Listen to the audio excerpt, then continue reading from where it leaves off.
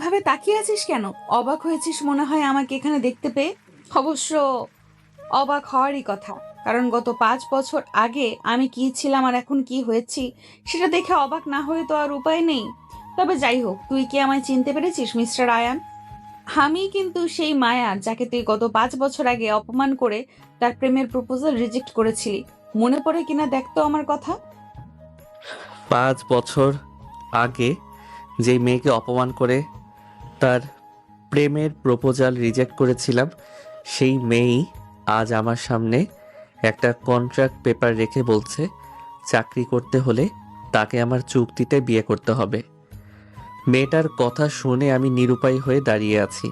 চাকরির সন্ধানে এক অফিসে জবের ইন্টারভিউ দিতে এসেছি, কিন্তু ইন্টারভিউ দিতে এসে 5 বছর আগের সেই মেয়েটার সাথে আবারও দেখা হয়ে যাবে তা কোনো দিনও কল্পনা করিনি। তার উপরে আবার মেয়েটা আমাকে বলছে চাকরি করতে হলে কন্ট্রাক্ট পেপারে সাইন করে তাকে চুক্তিতে বিয়ে করতে হবে। মেয়েটার কথা শুনে সারা শরীর নাড়া দিয়ে উঠেছে আমার। চোখ বড় বড় করে মেয়েটার দিকে হাবলার মতন তাকিয়ে আছি। মুখ দিয়ে কোনো কথা বের হচ্ছে না। অপর পাশ থেকে মেয়েটা আমাকে হাবলার মতন তার দিকে তাকিয়ে থাকতে দেখে বলে, এভাবে তাকিয়ে আছিস কেন? মনে পড়ে কিনা দেখতো আমার কথা। জি, মনে আছে। হুম, মনে থাকলে তো ভালোই। জানিস, বহুদিন ধরে প্রত্যাশা করে বসে আছি তোর সাথে আমার কবে দেখা হবে। আমার দোষ কি ছিল? আমার বয়স তোর থেকে বেশি, তোদের থেকে, তোদের মতো ধনী না। তুই আমাকে একগাদা অপমান করে আমার প্রেমের প্রপোজাল রিজেক্ট করেছিলি। শোন, তোর চাকরিটা যদি তুই কনফার্ম করতে চাস তাহলে অবশ্যই তোকে কন্ট্রাক্টে সাইন করতে হবে। মায়া, আপনি এমনটা করিয়েন না।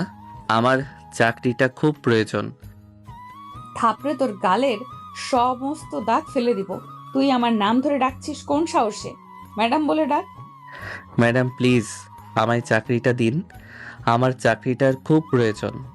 হ্যাঁ, এবার ঠিক আছে। আর মিস্টার আয়ান, তোকে কি আমি বলেছি যে চাকরিটা দেব না? তোকে তো আমি চাকরি দিতেই চেয়েছি, কিন্তু তার জন্য তো তোকে শর্ত মানতে হবে। তুই আমার কন্ট্রাক্ট পেপারটাকে সাইন করে দে, যেখানে লেখা আছে তুই আমার সাথে 3 বছরের চুক্তিতে বিবাহ বন্ধনে আবদ্ধ হয়েছিস। চুক্তির 3 বছরে তুই এই বিয়ে নিজ থেকে কখনোই ভাঙতে পারবি না। সেই সঙ্গে অফিস থেকেও রিজাইন করে চলে যেতে পারবি না। তবে আমি চাইলে যে কোনো কিছুই করতে পারবো। 3 বছরের আগে বিয়ে ভাঙতে পারবো। আমি চাইলে তোকে অফিস থেকেও তাড়িয়ে দিতে পারবো। এক কথায় আগামী 3 বছর আমার যেমন ইচ্ছা হয় তেমনটাই আমি করতে পারবো। তুই আমায় এই এগ্রিমেন্টে রাজি হয়ে যা, তাহলেই তোর চাকরিটা তুই পেয়ে যাচ্ছিস। আয়ান কি করবে বুঝতে পারছে না, আবারও হাবলার মতো মায়ার দিকে তাকিয়ে আছে। অপরদিকে মায়া আয়ানকে তার দিকে হাবলার মতন তাকিয়ে থাকতে দেখে এবার চরম রেগে যায়, যার ফলে সে রাগান্বিত কণ্ঠে বলে ওঠে, দেখ, তোর সাথে ঘন্টার পর ঘন্টা বকবক করবো সেই সময়টা আমার নেই। হয় তুই কন্ট্রাক্ট পেপারে সাইন কর, না হয় শুরুতেই অফিসের সকল কর্মচারীর সামনে আমি তোর চরম অপমান করব। তারপর সিকিউরিটির মাধ্যমে তোকে ঘাট ধাক্কা দিয়ে অফিস থেকে বের করে দিব। এবার তুই কোনটা করবি জলদি বল। আয়ান এই অফিসে ইন্টারভিউ দিতে এসে এক ভয়ানক পরিস্থিতিতে আটকে গেছে। এখন সে চাইলে চাকরিটা বরখাস্ত করতে পারবে না, কারণ মায়া সবার সামনে তাকে অপমান করার হুমকি দিয়েছে। অন্যদিকে সে চাকরিটা করলো তার জন্য বিপদ, কারণ আজ প্রথম দিনেই মায়া তার সাথে যেভাবে কথা বলেছে, এতে করে আয়ান বুঝে গেছে রোজ তাকে মায়ের হাতে অপমান আর অপদস্থ হতে হবে। এছাড়া মায়া তাকে কন্ট্রাক্ট পেপারের সাহায্যে 3 বছরের জন্য বিয়ে করে তার জীবনটা নরক বানিয়ে দিতে চাইছে। তবে আয়ানের হাতে বর্তমানে থার্ড কোনো অপশন নেই। দুটোর মধ্য থেকে যে কোনো একটা তার বেছে নিতে হবে। একদিকে তার চাকরিটা খুব প্রয়োজন, সংসারের অভাব অনটন মেটাতে হলে চাকরিটা তার করতেই হবে। অন্যদিকে চাকরিটা রিজেক্ট করলে ঘরের মানুষের পেটে ভাত জুটবে না, আর সেই সঙ্গে অফিসের সকল কর্মচারীর সামনে অপমান হতে হবে। তাই আয়ান পরিবারের কথা চিন্তা করে আর কোনো কিছু না ভেবে কন্ট্রাক্ট পেপারে সাইন করে দেয়। মায়া আয়ানের কাছ থেকে কন্ট্যাক্ট পেপারে সাইন করিয়ে সেই কন্ট্যাক্ট পেপারটা ডেস্কের ভিতর রেখে তালা মেরে চেয়ার থেকে উঠে আকাশের কাছে এসে দাঁড়ায়। আজ থেকে তুই আমার পার্সোনাল অ্যাসিস্ট্যান্ট।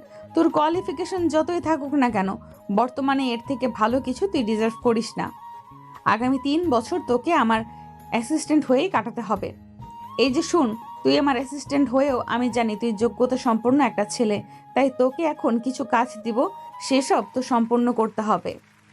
এই যে আমার ডেস্কের উপরে 3টা ফাইল রয়েছে, এইগুলো ফার্স্ট টু লাস্ট শেষ করে বুঝিয়ে দিয়ে তারপর বাসায় যাবি। এবার গিয়ে ওই কোনায় ফ্লোরের উপরে বসে কাজ কর। আমি আগামীকাল ম্যানেজারকে বলে দরজার বাইরে তোর জন্য চেয়ার আর একটা ডেস্কের ব্যবস্থা করে দিব। আয়ান চুপচাপ মায়ের কথা মতন মায়ের ডেস্কের উপর থেকে 3টা ফাইল নিয়ে মায়া কেবিনের এক কোণায় বসে ফাইলগুলো রেডি করতে শুরু করে। মায়া আয়ানকে ফ্লোরের উপরে বসে কাজ করতে বলাই আয়ানের বেশ অপমান লাগে, কিন্তু আয়ান মায়াকে সেটা নিয়ে কিছুই বলে না, কারণ সে অপারগ। চাকরিটা তার জন্য খুব জরুরি। পারিবারিক অবস্থা আয়ানের একদম ভালো নেই।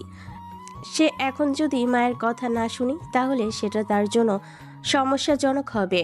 তাই সে মুখ বুজে ফ্লোরের উপরে বসে কাজ করতে আরম্ভ করে। কাজ করতে করতে দুপুর 3টা পেরিয়ে গেছে। দুপুর 2টার দিকে অফিসের লাঞ্চ টাইম। অনেকেই অফিসের বাইরের ক্যান্টিনটাতে খেতে গিয়েছে, আবার অনেকেই বাসা থেকে দুপুরের খাবার নিয়ে আসা খাবারগুলো অফিসে বসেই খেয়েছে। এমনকি মায়া কেবিনে বসে তার দুপুরে লাগছে।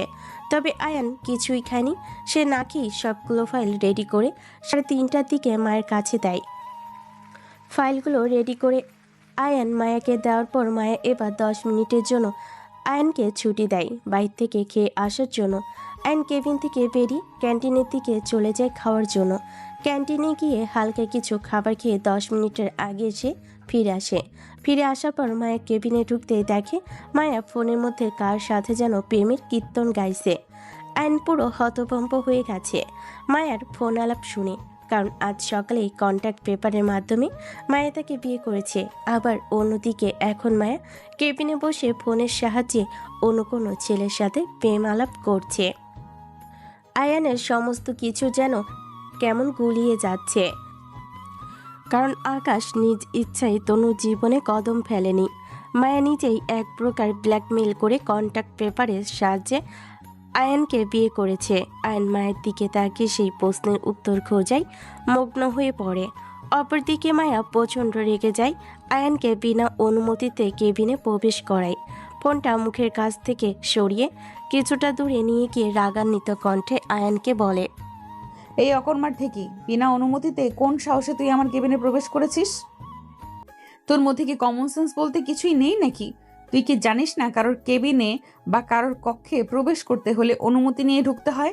নাকি তোদের যখন অফিস আদালত ছিল তখন কর্মচারীরা বিনা অনুমতিতেই কেবিনে প্রবেশ করত, যার জন্য তুই এমনটা করেছিস?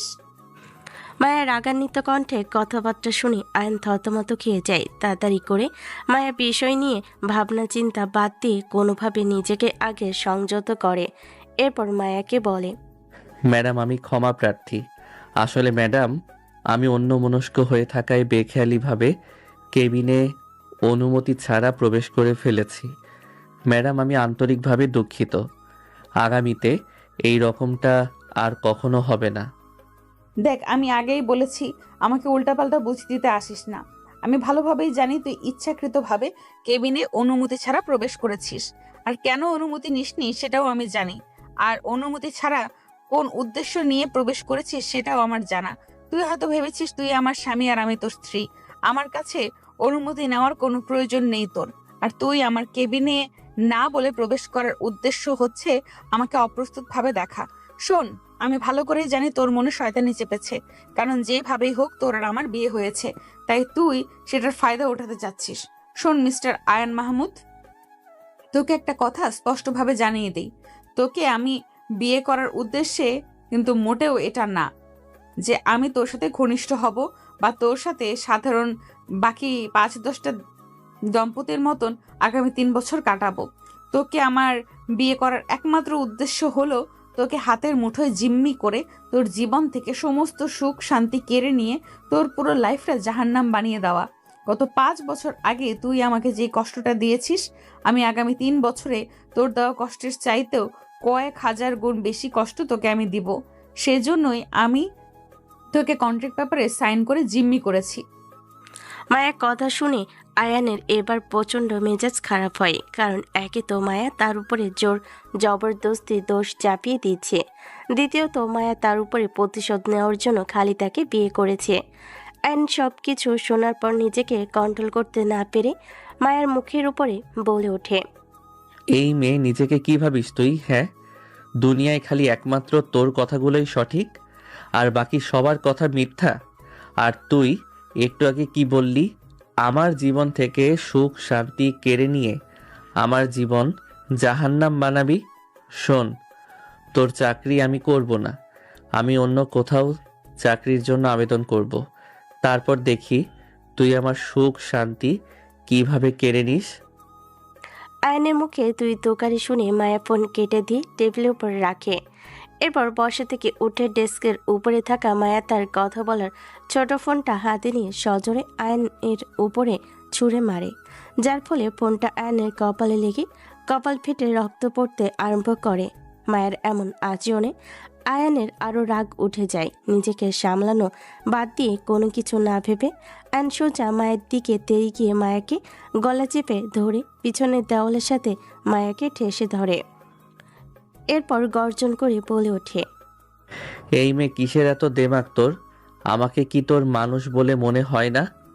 আজ সকাল থেকে আমার সাথে যা খুশি করে যাচ্ছিস, যা খুশি বলে যাচ্ছিস, তার উপরে এখন আবার এসে মিথ্যা দোষ চাপিয়ে আমার উপরে ফোন ছুঁড়ে মেরেছিস। এই মেয়ে, আমাকে কি তোর খেলনার পুতুল মনে হচ্ছে নাকি? আর আমার জীবন নষ্ট করার তুই কে? 5 বছর আগে তোকে না হয় অপমান করেছি, তাই বলে কি তুই আমার পুরো জীবনটাই তছনছ করে দিবি নাকি? মায়া আয়ানের কথার কোনো জবাব দেয় না, আর জবাব দিবেই বা কি করে? আয়ন মায়ের গলা জোরে চেপে ধরেছে, তাতে করে মায়া বহু চেষ্টা করেও মুখ দিয়ে কোনো শব্দ বের করতে পারছে না। প্রচণ্ড ব্যথা লাগছে মায়ার। ব্যথা সহ্য করতে না পেরে মায়ের চোখ দিয়ে পানি পড়তে আরম্ভ করে। মায়া অসহায়ের মতো চোখে পানি নিয়ে আয়নের দিকে তাকিয়ে থাকে। অপরদিকে মায়ের কান্নারত দৃষ্টি দেখে আয়নের রাগ মাটি হয়ে যায়। মনের ভিতর কেমন যেন এক ধরনের খারাপ লাগা অনুভব করছে। যদিও বা মায়া আয়নের সাথে খারাপ আচরণ করেছে, কিন্তু মেয়েটার চোখের পানি দেখা মাত্রই আয়ন কেমন যেন একদম শান্ত হয়ে যায়। মায়ের গলা থেকে হাতটা চুপচাপ নামিয়ে নিয়ে দাঁড়িয়ে থাকে আয়ন। অন্যদিকে মায়া আয়নের থেকে ছাড়া পাওয়া মাত্রই কাশতে কাশতে বলে ওঠে, তোকে আমি ছাড়বো না।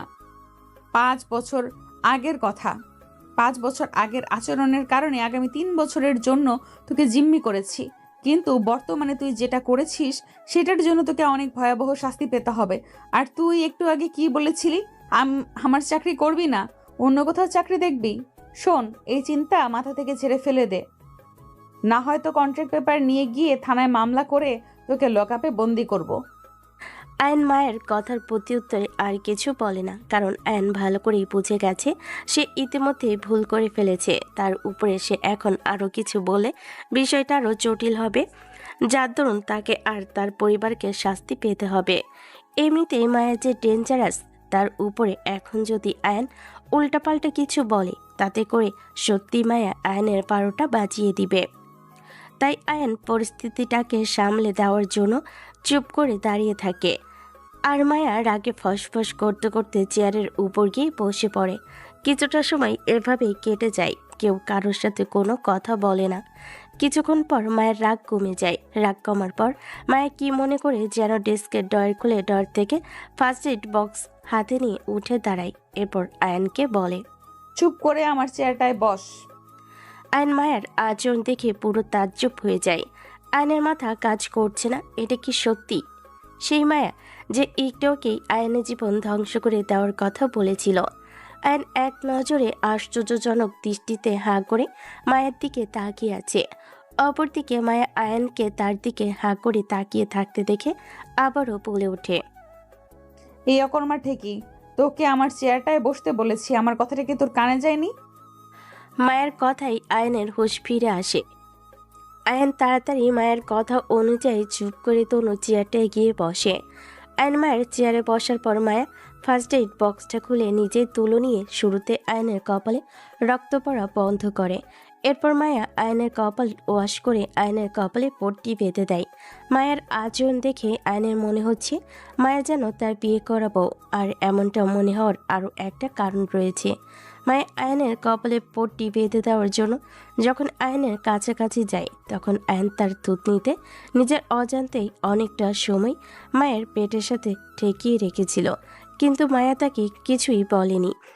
তার উপরে মায়া তাকে নিজেই পট্টি বেঁধে দিয়েছে।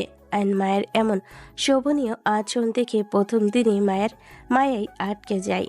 যদিও বা মায়ের সাথে আয়নের বিয়েটা স্বাভাবিকভাবে হয়নি, কিন্তু তারপরও আয়নের কেন জানি ইচ্ছে করছে বিয়ের পরের সমস্ত ভূমিকা মায়ের সাথে পালন করতে। আয়ন এক ধরনের মোহের মধ্যে আটকে গেছে।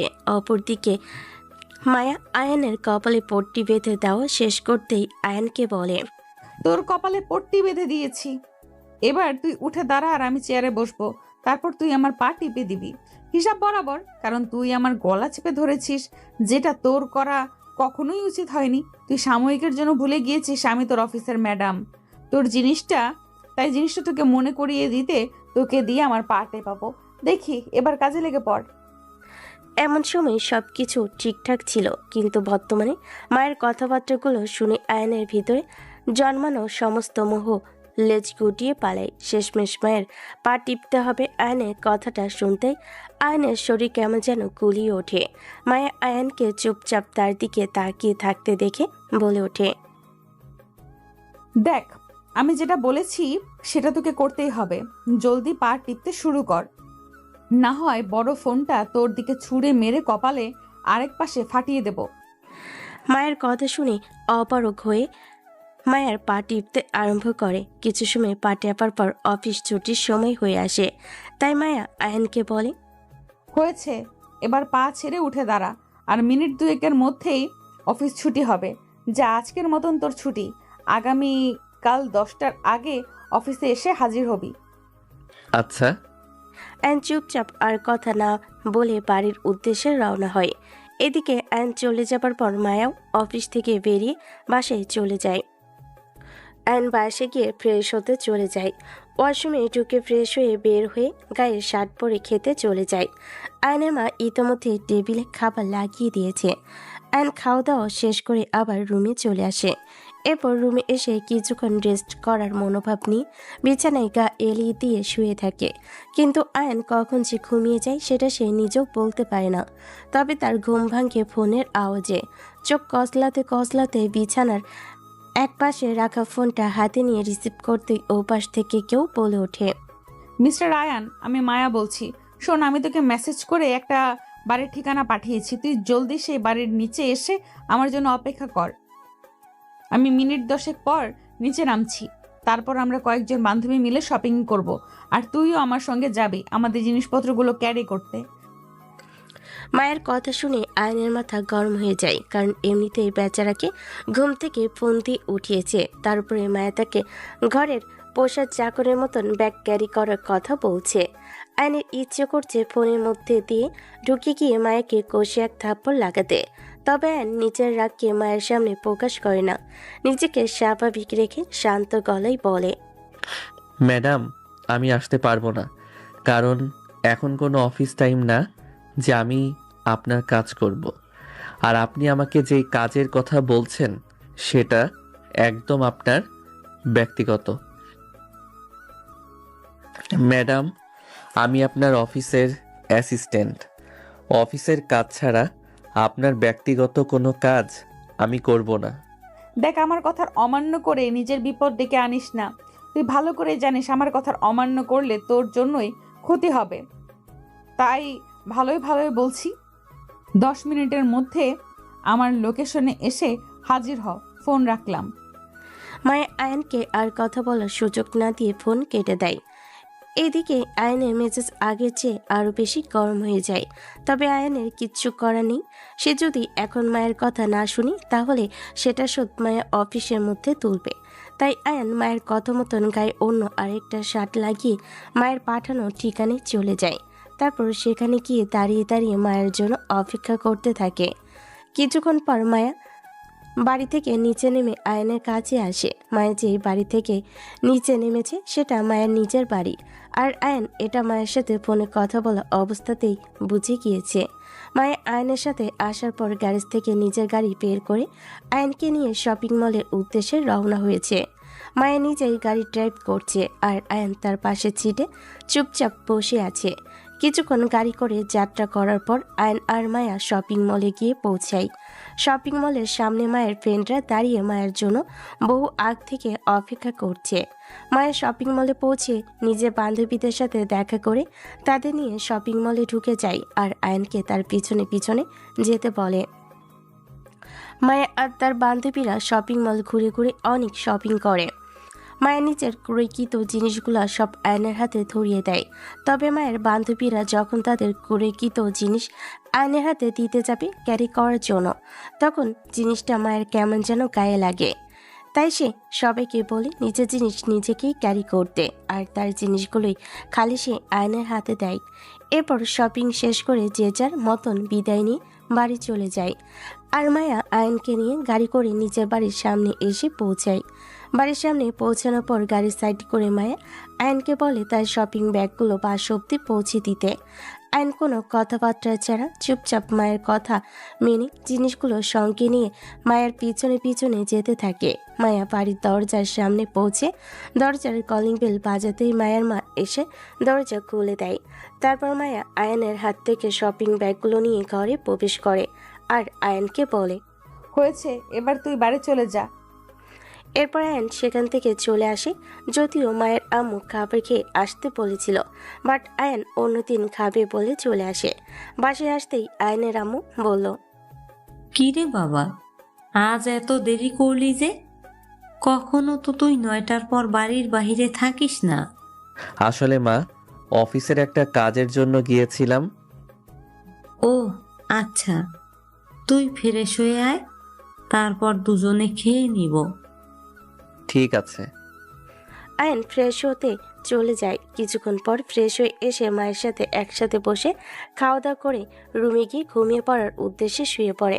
রাত কেটে যায়। পরের দিন সকাল 8টার দিকে আয়ান ঘুম থেকে উঠে ফ্রেশ হয়ে নাস্তা পানি শেষ করে 9টার কিছু সময় পরে বাসা থেকে অফিসের উদ্দেশ্যে বেরিয়ে পড়ে। অফিসে আসতেই ম্যানেজারের সাথে আয়নের দেখা হওয়ার পর ম্যানেজার আয়নকে সঙ্গে করে নিয়ে গিয়ে আয়নকে তার বসার স্থান দেখায়। এরপর আয়নকে বলে, এটাই হচ্ছে তোমার বসার জায়গা। তুমি এখানে বসে নিজের কাজকর্ম করবে, আর সেই সঙ্গে খেয়াল রাখবে ম্যাডাম বেল বাজাচ্ছে কিনা। তুমি গতকাল হয়তো দেখেছো ম্যাডামের টেবিলের উপরে ঘন্টার মতন কিছু একটা আছে, যেটা বাজলেই মনে করবে ম্যাডাম তোমাকে ডাকছে। আচ্ছা। এবার তাহলে থাকো, আমি ওই দিকটাতে গেলাম। ম্যানেজার আয়নকে তার বসার জায়গা দেখিয়ে দিয়ে নিজের কাজে চলে যায়। ম্যানেজার চলে যাওয়ার পর আয়ন চেয়ারের উপর গিয়ে বসে পড়ে। আয়ন তার বসার স্থানে বসে মায়া আসার অপেক্ষা করতে থাকে। 10টা বাজার 2 মিনিট আগে মায়া অফিসে প্রবেশ করে। মায়া অফিসে প্রবেশ করার পর কেবিনে ঢোকার সময় আয়নকে ইশারা করে তার কেবিনে আসতে বলে। আয়ন মায়ের আদেশ মতন মায়ের পিছনে পিছনে মায়ের কেবিনে প্রবেশ করে। আয়ন মায়ের কেবিনে ঢুকতেই মায়া আয়নকে বলে, আচ্ছা আয়ান, তোর সমস্যাটা কি? কেন ম্যাডাম, কি হয়েছে? আমি কি কোনো ভুল করেছি নাকি? তুই গতকাল না খেয়ে বাসা থেকে এসেছিস কেন? মা তোকে এত করে বলেছে গতকাল রাতে খেয়ে আসার কথা, কিন্তু তুই না খেয়ে চলে এসেছিস। তুই জানিস না মা তোর জন্য গতকাল থেকে আমার উপর অভিমান করে আছে। তার উপরে তিনি গতকাল রাতে কিছু খায়ও নি। আমি রাতে কতবার বলেছি খাওয়ার কথা, কিন্তু গতকাল তুই না খেয়ে আসার কারণে মাও রাতে খায়নি। কেন করেছিস এমনটা? আমি তোর উপরে রেগেছিলাম বলে? না ম্যাডাম, এমনটা নয়। আসলে আমার বাসায় মা একা, তাই তাড়াহুড়ো করে না খেয়ে চলে এসেছিলাম, কারণ হয়তো মা আমার জন্য না খেয়ে বসে থাকবে। আয়ান, যেটাই হোক, তোর খেয়ে আসা উচিত ছিল। একদিন আমার বাসায় খেলে তেমন কিছুই হতো না। আন্টিকে না হয় পরে গিয়ে বুঝিয়ে বলতি, কিন্তু তুই না খেয়ে আসায় মা অনেক কষ্ট পেয়েছে। তার উপর আমি নিজেও জানি তুই আমার কারণে খাসনি। এছাড়াও মা নিজেও আমায় বলেছে আমি খাবার খেতে এসে তোকে দেখলে রাগারাগি করবো, তাই তুই খাসনি। আয়ন মায়ের কথা শুনে কি উত্তর দিবে বুঝে উঠতে পারছে না। সত্যিকার অর্থে গতকাল রাতে মায়ের বাসায় না খাওয়ার অনেক বড় কারণ কিন্তু মায়া নিজেই ছিল। আয়ন বেশ চিন্তায় পড়ে যায় মায়ের কথায় কি উত্তর দিবে, তাই সে চুপ করে আছে। অপরদিকে মায়া আয়নকে চুপ করে থাকতে দেখে আচ্ছা শোন, যা হবার হয়ে গেছে, এখন গিয়ে কাজে মন দে। আর 2 ঘন্টা পর মানে ঘড়ির কাঁটায় 12টা বাজলেই তুই আমার কেবিনে এসে দেখা করবি। তারপর তোকে নিয়ে একটা কাজে বের হব। ঠিক আছে ম্যাডাম। মায়ের কেবিন থেকে বেরিয়ে আয়ন নিচের ডেস্কে এসে বসে। দেখতে দেখতে 12টা বেজে যায়। আয়ন 12টা বাজতেই অনুমতি নিয়ে মায়ের কেবিনে প্রবেশ করে। মায়া তাকে নিয়ে 12টার সময় কোথাও যেন যাবে, সেই কথাটা মায়াকে স্মরণ করিয়ে দেয়। মায়া খুব গুরুত্বপূর্ণ একটা ফাইল নিয়ে কাজ করছিল, কিন্তু আয়ন এসে তাকে নিয়ে বের হওয়ার কথাটা স্মরণ করে দিতেই মায়া ফাইল বন্ধ করে দিয়ে আয়নকে নিয়ে অফিস থেকে বেরিয়ে নিজের গাড়িতে ওঠে।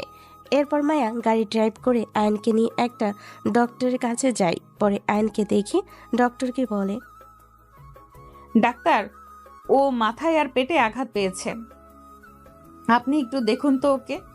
ঠিক আছে, দেখছি। তবে কিভাবে আঘাতগুলো পেল উনি? ডক্টর, আমরা দুজন স্বামী স্ত্রী, দুজনের মধ্যে একটু ঝগড়া হয়েছিল, যার ফলে আমি ওর উপরে রেগে গিয়ে গরম চা আর ফোন ছুঁড়ে মেরেছিলাম। ডক্টর আর আয়ন দুজনেই মায়ের কথা শুনে অবাক হয়ে যায়। বিশেষ করে আয়ন বেশি অবাক হয়, কারণ মায়া ডক্টরের সামনে তাকে নিজের স্বামী বলে পরিচয় দিয়েছে। অপরদিকে ডক্টর মায়ের কথা শুনে তার দিকে এক নজর আশ্চর্যের দৃষ্টিতে তাকিয়ে আয়নের জখমগুলো দেখতে শুরু করে।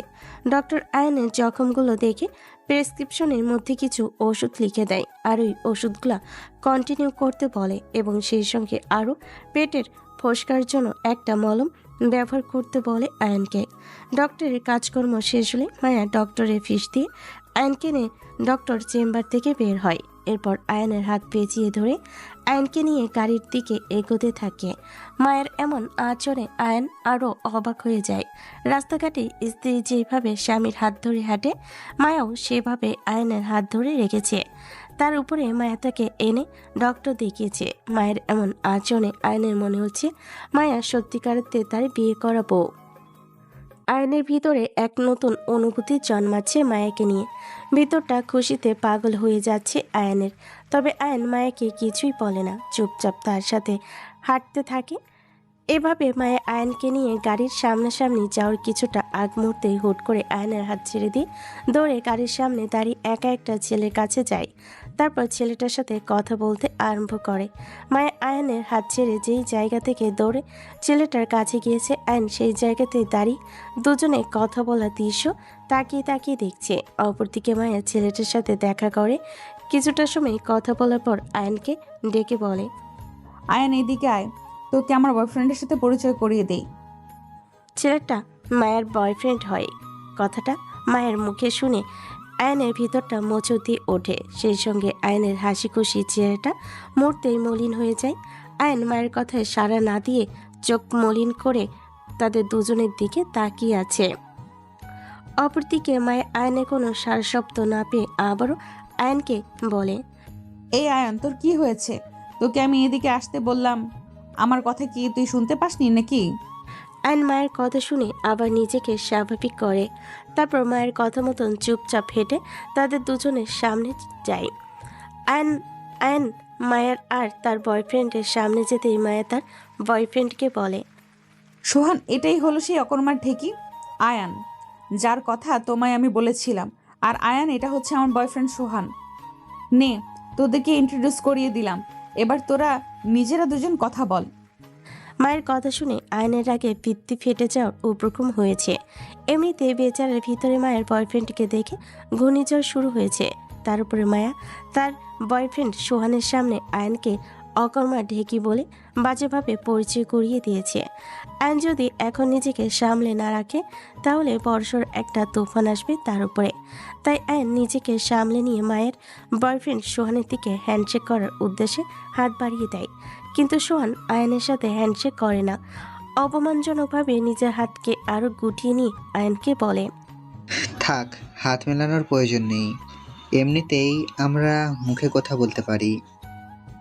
সোহানের অপমানজনক আচরণ আর তার কথাবার্তা শুনে আয়নের মাথায় এবার রক্ত চটে বসে, যার ফলে আয়ন আর নিজের ওপর কন্ট্রোল রাখতে পারে না। চোখে মুখে রাগে চাপ এনে সোহানকে বলে, স্যুট বুট পরেছিস দেখে নিজেকে এলিট ক্লাস মনে হচ্ছে তোর, কিন্তু বাস্তবে তোকে আমার রাস্তার টোকাই বলে মনে হচ্ছে। এখনো মানুষের সাথে কোন ভঙ্গিমায় কথা বলতে হয় শিখতে পারিসনি। আর ম্যাডাম, আপনাকে বলি, নেক্সট টাইম এমন টোকাই ফোকাইয়ের সাথে আমাকে পরিচয় করাবেন না কখনো। আমি এবার গাড়িতে উঠে বসলাম। আপনি টোকাইয়ের সাথে নিজের কথাবার্তা শেষ করে গাড়িতে আসুন। আয়ন রেগেমেগে সোহানকে এক গাদা কথা শুনিয়ে দিয়ে গাড়িতে উঠে বসে। অন্যদিকে মায়া আর সোহান আয়নের কথাবার্তা শুনে পুরো অবাক। সে সঙ্গে সোহানের লজ্জায় মাথা কাটা যাবার মতন অবস্থা। আয়ন সোহানকে কথা শুনিয়ে এসে গাড়িতে উঠে বসার পর বাইরে দুজনের মাঝে কি কথাবার্তা হচ্ছে বা কি ঘটেছে সেসব নিয়ে আয়নের কোনো আইডিয়া নেই। সে তার মতন চুপচাপ করে গাড়িতে বসে আছে। এমনভাবে কিছুক্ষণ যাওয়ার পর মায়া চোখ মুখ লাল করে গাড়িতে উঠে বসে। এরপর গাড়ি স্টার্ট দিয়ে আয়নকে বলে, এই আয়ান, তুই কোন সাহসে সোহানকে অপমান করেছিস? তোর তো দেখছি অনেক সাহস বেড়ে গেছে। সোহানের হয়ে মায়াকে কথা বলতে দেখে এবার আয়নের মায়ের উপরও চরম রাগ উঠে যায়। তাই সে মায়াকে বলে, সাহসের তো এখনো কিছুই দেখিসনি। রাস্তার টোকাইটাকে নিয়ে ওকালতি করতে আসলে তোকে এখন কষে এমন এক থাপ্পড় মারবো, সোজা গাড়ির দরজা ভেঙে রাস্তার উপরে গিয়ে ছিটকে পড়বি। কি ভেবেছিস আমাকে? সবসময় চুপ করে থাকি বলে আমি দুর্বল? তুই আমাকে এটা সেটা বলিস, সেটা না হয় কোনোভাবে মানা যায়, কিন্তু কোন সাহসে তোর সেই রাস্তার টোকাই বয়ফ্রেন্ড আমাকে অপমান করে? এত সাহস কই পেয়েছে সে? মায়ের এমনিতেই মেজাজ খারাপ। আয়ন সোহানকে অপমান করে চলে আসার পর মায়ের সাথে সোহানের ছোটখাটো একটা ঝামেলা লেগেছে। তার উপর আয়ন এখন আবার মায়ের সাথে তুই তুকারি করার পাশাপাশি তাকে থাপ্পড় মারবে বলেছে। আয়নের উপরও মায়ের এবার চরম রাগ উঠে যায়। রাস্তার এক পাশে গাড়ি থামিয়ে মায়া আয়নকে চেঁচিয়ে বলে ওঠে, এই অকর্মার গাড়ি থেকে নাম, না হয় ঘাট ধাক্কা দিয়ে তোকে রাস্তায় ফেলে দিব। বেয়াদব, তোর কত বড় সাহস! তুই আমার সাথে বড় গলায় কথা বলার পাশাপাশি আবার আমাকেই বলছিস থাপ্পড় মারবি? এক্ষুনি নাম তুই গাড়ি থেকে, না হয় তোর অবস্থা 12টা বাজিয়ে দিব।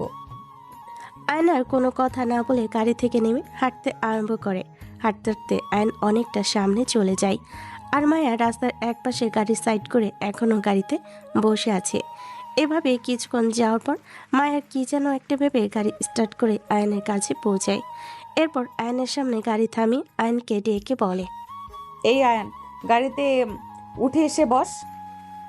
না ম্যাডাম, আমি আপনার সাথে যাব না। আপনি গাড়ি নিয়ে চলে যান। আয়ান প্লিজ রাগ করিস না, গাড়িতে এসে বস প্লিজ। না ম্যাডাম, আমি যাব না, কারণ আমার মতন মানুষের কোনো যোগ্যতা নেই আপনার গাড়িতে বসার। এই আয়ান, সরি, আমার ভুল হয়ে গেছে। আর আমি সোহানের তরফ থেকেও তোর কাছে ক্ষমা চাইছি। তুই এবার প্লিজ গাড়িতে উঠে বস। মায়া আয়নের কাছে কয়েকবার ক্ষমা চাওয়াই আয়নের মন গলে না। তাই সে মায়ের কথা মতন গাড়িতে এসে উঠে বসে। আয়ন গাড়িতে উঠে বসতেই কেন জানি মায়ের মুখে হাসি ফুটে ওঠে। মায়া গাড়ি স্টার্ট করে আয়নকে নিয়ে অনেক নামি দামি একটা রেস্টুরেন্টে গিয়ে পৌঁছায়। এরপর মায়া আয়নকে বলে, গাড়ি থেকে নাম, আজ দুপুরের খাবারটা আমরা দুজনে রেস্টুরেন্টে বসে একসাথে খাবো। আয়ন মায়ের কথা শুনে বেশ অবাক হয়, কিন্তু সে কিছুই বলে না। মায়ের কথা মতন চুপচাপ গাড়ি থেকে নিচে নামে। আয়ন গাড়ি থেকে নিচে নামতেই মায়ের সেই আগে নেই আয়নের হাত পেঁচিয়ে ধরে, যেমনটা ডক্টরের কাছ থেকে বেরিয়ে করেছিল। মায়ের চোখে মুখে আনন্দের হাসি, তবে এই হাসি বেশিক্ষণ দীর্ঘায়ু হয় না। মায়ের আয়নের হাত পেঁচিয়ে কয়েক সেকেন্ডের মধ্যে আয়ন মায়ের থেকে হ্যাঁচকা টান দিয়ে নিজের হাত ছাড়িয়ে নেয়, যেটাতে মায়া বেশ অবাক হয়। আর সেই সঙ্গে মায়ের মুখের এক্সপ্রেশনও পাল্টে যায়। তখনই আয়ন মায়াকে বলে ওঠে, ম্যাডাম, আমি আপনার আপন বা ঘনিষ্ঠ কেউ নই, তাই আমার হাত এভাবে পেঁচিয়ে ধরার কোনো মানেই হয় না। এভাবে স্বামী স্ত্রী একে অপরের হাত চেপে ধরে, কিন্তু আমরা তো সেই রকম কেউ না। হ্যাঁ, যদিও বা আমাদের বিয়ে হয়েছে, কিন্তু বিয়েটা আপনার জন্য শুধুমাত্র একটা মাধ্যম আমাকে জিম্মি করে কষ্ট দেওয়ার। তাই আমার মনে হয় না আমাদের এভাবে হাত ধরে হাঁটা উচিত। সেজন্য আমি নিজের হাত ছাড়িয়ে নিয়েছি। আয়নের কথাই মায়ের কেন জানি মনের ভিতরে রক্তক্ষরণ হতে আরম্ভ করে। আয়নের হাত শুরুতে সে মনের আনন্দে পেঁচিয়ে ধরেছিল, তবে পরবর্তীতে আয়ন তার হাত ছাড়িয়ে নেওয়াই তার মনের ভিতরে কেমন যেন এক ধরনের খারাপ লাগা কাজ করছে। মায়ের ক্ষণিকের জন্য মনে হচ্ছে আয়ন তার সত্যিকারত্বে হাজবেন্ড। মায়া ভাবনায় পড়ে যায়, নিজেকে সামলে নিয়ে আয়নকে বলে। চল রেস্টুরেন্টের ভেতরে চল। মায়া আয়ানকে রেস্টুরেন্টের ভিতরে যেতে বলে সে হাঁটা শুরু করে, আর আয়ান মায়ের কথা মতন তার পিছনে পিছনে হাঁটছে।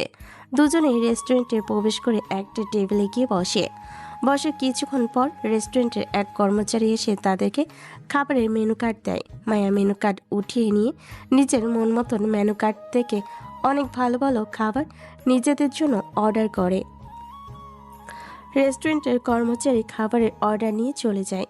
অন্যদিকে আয়ন মায়ের আচরণ দেখে খুবই অবাক, কারণ আজ সকাল থেকেই মায়ের মধ্যে কেমন যেন পরিবর্তন লক্ষ্য করছে সে। প্রথমে সে তাকে ডক্টরের কাছে নিয়ে গেল, তারপর ডক্টরের কাছে নিজেকে স্বামী স্ত্রী বলে পরিচয় দিল। এরপর আয়ন তার সাথে গাড়িতে বাজে কথা বলল, যার দরুন মায়ের রেগে থাকার কথা আয়নের উপর, কিন্তু সে পরবর্তী নিজেই আয়নের কাছে সরি বলেছে। এছাড়া এখন আবার তাকে রেস্টুরেন্টে খাওয়ানোর জন্য নিয়ে এসে ভালো ভালো খাবার অর্ডার করেছে। আয়ন ভাবনায় পড়ে যায় মায়ের এমন পরিবর্তন দেখে। রেস্টুরেন্টের কর্মচারী খাবার দিয়ে যাওয়ার পর মায়ের আয়নকে বলে খাওয়া শুরু করতে। আয়ন মায়ের কথা অনুযায়ী চুপ করে খেতে আরম্ভ করে। মায়া নিজেরও খাবার খেতে আরম্ভ করেছে। খাওয়া দাওয়া শেষ করে মায়া রেস্টুরেন্টের বিল পরিশোধ করে আয়নকে নিয়ে এসে গাড়িতে উঠে বসে। এরপর গাড়ি ড্রাইভ করতে শুরু করে। কিছুটা পথ গাড়ি ড্রাইভ করে অতিবাহিত করার পর মায়া আয়নকে বলে, জানিস তোকে নিয়ে কেন রেস্টুরেন্টে এসেছি? না, জানি না। শোন তাহলে কারণটা বলছি। ওই যে তুই গতকাল না খেয়ে চলে এসেছিস, সেই জন্যই তোকে নিয়ে রেস্টুরেন্টে এসেছি। জানিস তোর বিষয়টা নিয়ে গতকাল মা অনেক কষ্ট পেয়েছে। তার উপর আমি যখন জানতে পেরেছি তুই আমার জন্য খাবার খাসনি, তখন বিশ্বাস কর আমারও কেন জানি না অনেকটা খারাপ লেগেছে। তাই আজ তোকে সঙ্গে করে রেস্টুরেন্টে নিয়ে এসেছি খাবার খাওয়ার জন্য। মায়ের কথা শুনে আয়নের ভিতরে বেশ আনন্দ লাগে, কারণ সে খায়নি বলে কারোর অনেক পরিমাণে খারাপ লেগেছে, তাও সেটা আবার মায়ের। তার মানে মায়ের মনেও কিছুটা জায়গা হয়েছে আয়নের জন্য। ভিতরে ভিতরে লাড্ডু ফুটতে শুরু করে আয়নের, কিন্তু পরক্ষণে আয়নের পিছনে ওই সময়কার কথা মনে পড়ে, যখন মায়া তার হাত ছেড়ে দিয়ে তার প্রেমিকা সোহানের কাছে দৌড়ে চলে গিয়েছিল। আয়নের চেহারায় আবারও হতাশা এসে ভর করে। বেশ খারাপ লাগছে আয়নের। আয়ন নিজের খারাপ লাগাকে আর দমিয়ে রাখতে না পেরে সেটা মায়াকে বলে বসে, ম্যাডাম, আপনাকে একটা কথা বলার ছিল। কি কথা বল।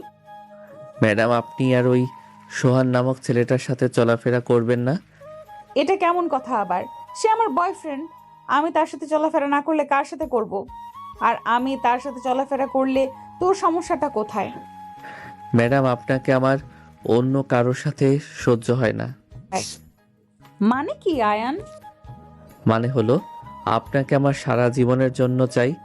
তাই আপনি আমি ছাড়া আর অন্য কোনো পুরুষের সাথেই চলাফেরা করবেন না। আয়নের কথা শুনে মায়ের রেগে গিয়ে গাড়ি ব্রেক করে কষে একটা থাপ্পড় বসিয়ে দেয় আয়নের গালে। আয়ন পুরো থতমত খেয়ে যায় মায়ের হাতে থাপ্পড় খেয়ে। মায়ের আয়নের থাপ্পড় মারার পর রাগান্বিত কণ্ঠে বলে ওঠে, এই অকর্মা, তোর সাহস কি করে হয় এসব কথাবার্তা বলার? একটু প্রশ্রয় দিয়েছি বলে মাথায় উঠে বসেছিস দেখি। কি যোগ্যতা আছে তোর আমার সাথে সারা জীবন থাকার? নিজের দিকে একবার ভালো করে তাকিয়ে দেখেছিস তোকে আমি কেন রাস্তার পাগল ও তোর সাথে থাকবে না, সেখানে তুই আমার সাথে সারা জীবন থাকার স্বপ্ন দেখছিস? মায়ের হাতে কিছুক্ষণ আগে থাপ্পড় খেয়ে আয়নের মন খারাপ হলেও মায়ের এখনকার কথাগুলো শুনে আয়নের রক্ত মাথায় উঠে যায়, যার ফলে আয়ন কোনো কিছু না ভেবেই দুহাত দিয়ে হিংস্র পশু ন্যায় খপ করে মায়ের গলা চেপে ধরে সজোরে চেঁচি বলে ওঠে, হ্যাঁ, আমার কোনো যোগ্যতা নেই। আমি অযোগ্য একটা মানুষ। আর আমার সাথে রাস্তার কোনো পাগল থাকুক আর না থাকুক, কিন্তু তোকে অবশ্যই থাকতে হবে। এটা আমার ফাইনাল কথা। তোকে যেন আর কখনো ওই সোহানের সাথে দেখতে না পাই। কথাটা মনে থাকবে তোর? মায়া কোনো উত্তর দেয় না আয়নের কথায়, কারণ মায়ের গলায় বেশ ব্যথা লাগছে।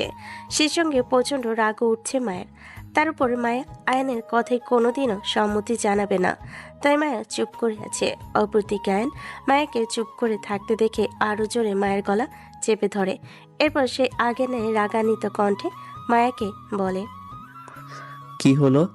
আমার কথার উত্তর দিচ্ছিস না কেন? আয়ান মায়ের গলা এত জোরে চেপে ধরে যার ফলে মায়ের মনে হচ্ছে সে এখনই দম বন্ধ হয়ে মারা যাবে। মায়ের এবার আরও বেশি ব্যথা লাগছে। মায়া নিজেকে বাঁচাতে আয়নের কথায় সম্মতি জানিয়ে বলে, হ্যাঁ হ্যাঁ, মনে থাকবে। তুই আর কখনো ওই ছেলের সাথে দেখা করবি না তো? না, আর কখনো ওই ছেলের সাথে দেখা করব না। কথাটা যেন মাথায় থাকে। মনে রাখবি, তোকে আমার সাথে সারা জীবন কাটাতে হবে। ভুলেও কিন্তু কখনো আমায় ছেড়ে ওই সোহানের কাছে যাওয়ার চিন্তা মাথায় আনবি না। হ্যাঁ হ্যাঁ, আমার মনে থাকবে। কি মনে থাকবে? তোমার মুখ থেকে একবার একটু শুনি। তুমি ছাড়া অন্য কোনো পুরুষের দিকে তাকাবো না। মনে থাকে যেন।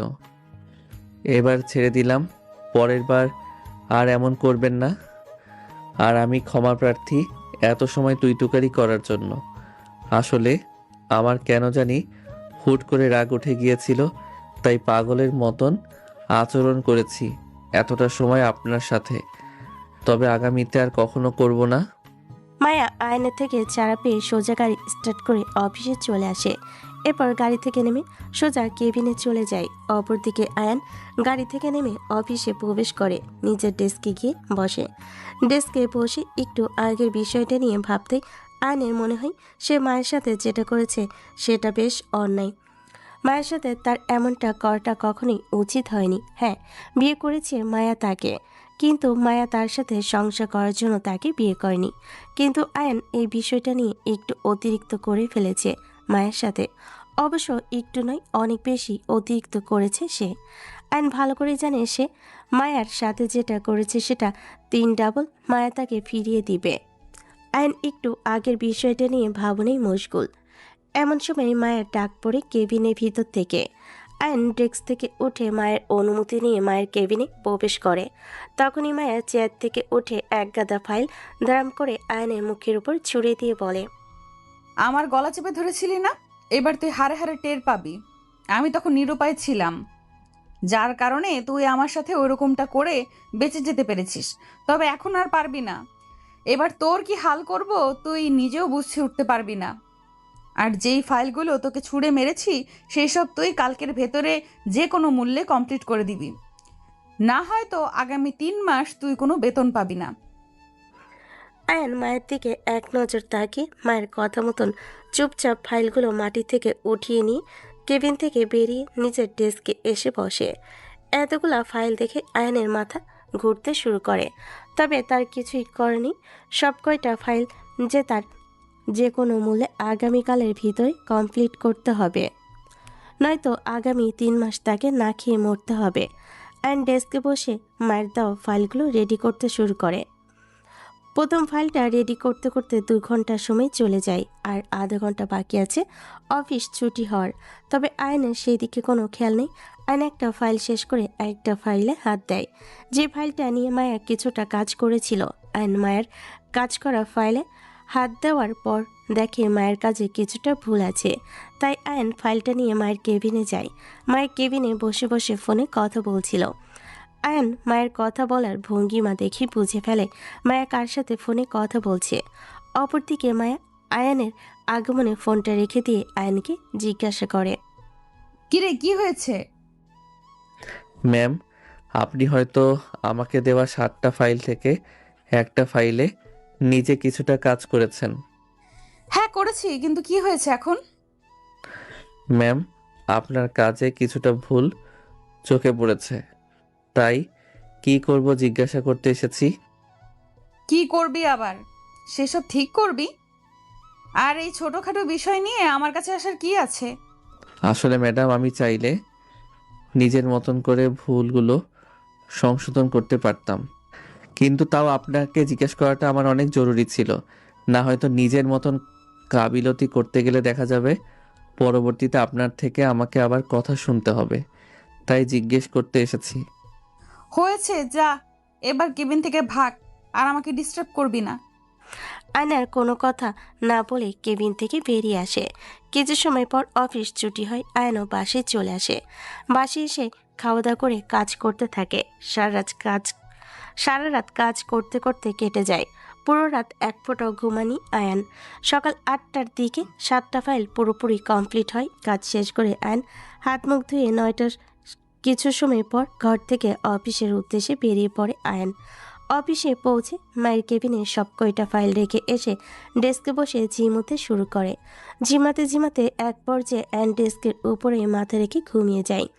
কিছুক্ষণ পর কেউ একজন জগ ভরে পানি এনে আয়নের মুখের উপর ছুঁড়ে মারে। আয়ন লাফিয়ে ওঠে ঘুম থেকে। তখনই অপর পাশ থেকে ম্যানেজার আয়নকে বলে ওঠে, এখানে কি ঘুমানোর জন্য এসেছেন নাকি মিস্টার আয়ান মাহমুদ? আয়ন ম্যানেজারের কথায় কোনো উত্তর না দিয়ে হ্যাঁ করে তার দিকে তাকিয়ে আছে। সে সময় ঘটনাস্থলে এসে মায়া উপস্থিত হয়। ম্যানেজার মায়াকে আয়নের ঘুমিয়ে যাওয়ার বিষয়টা জানায়। মায়া ম্যানেজারের কাছে আয়নের ঘুমিয়ে যাওয়ার বিষয়টা শুনে ম্যানেজারকে বলে, খালেক সাহেব, এবার তো ঠান্ডা পানি ছুঁড়ে মেরেছেন। আগামী থেকে অফিসে এসে ঘুমালে ফুটন্ত গরম পানি ছুঁড়ে মারবেন, যাতে করে চেহারার নকশা সব বদলে যায়।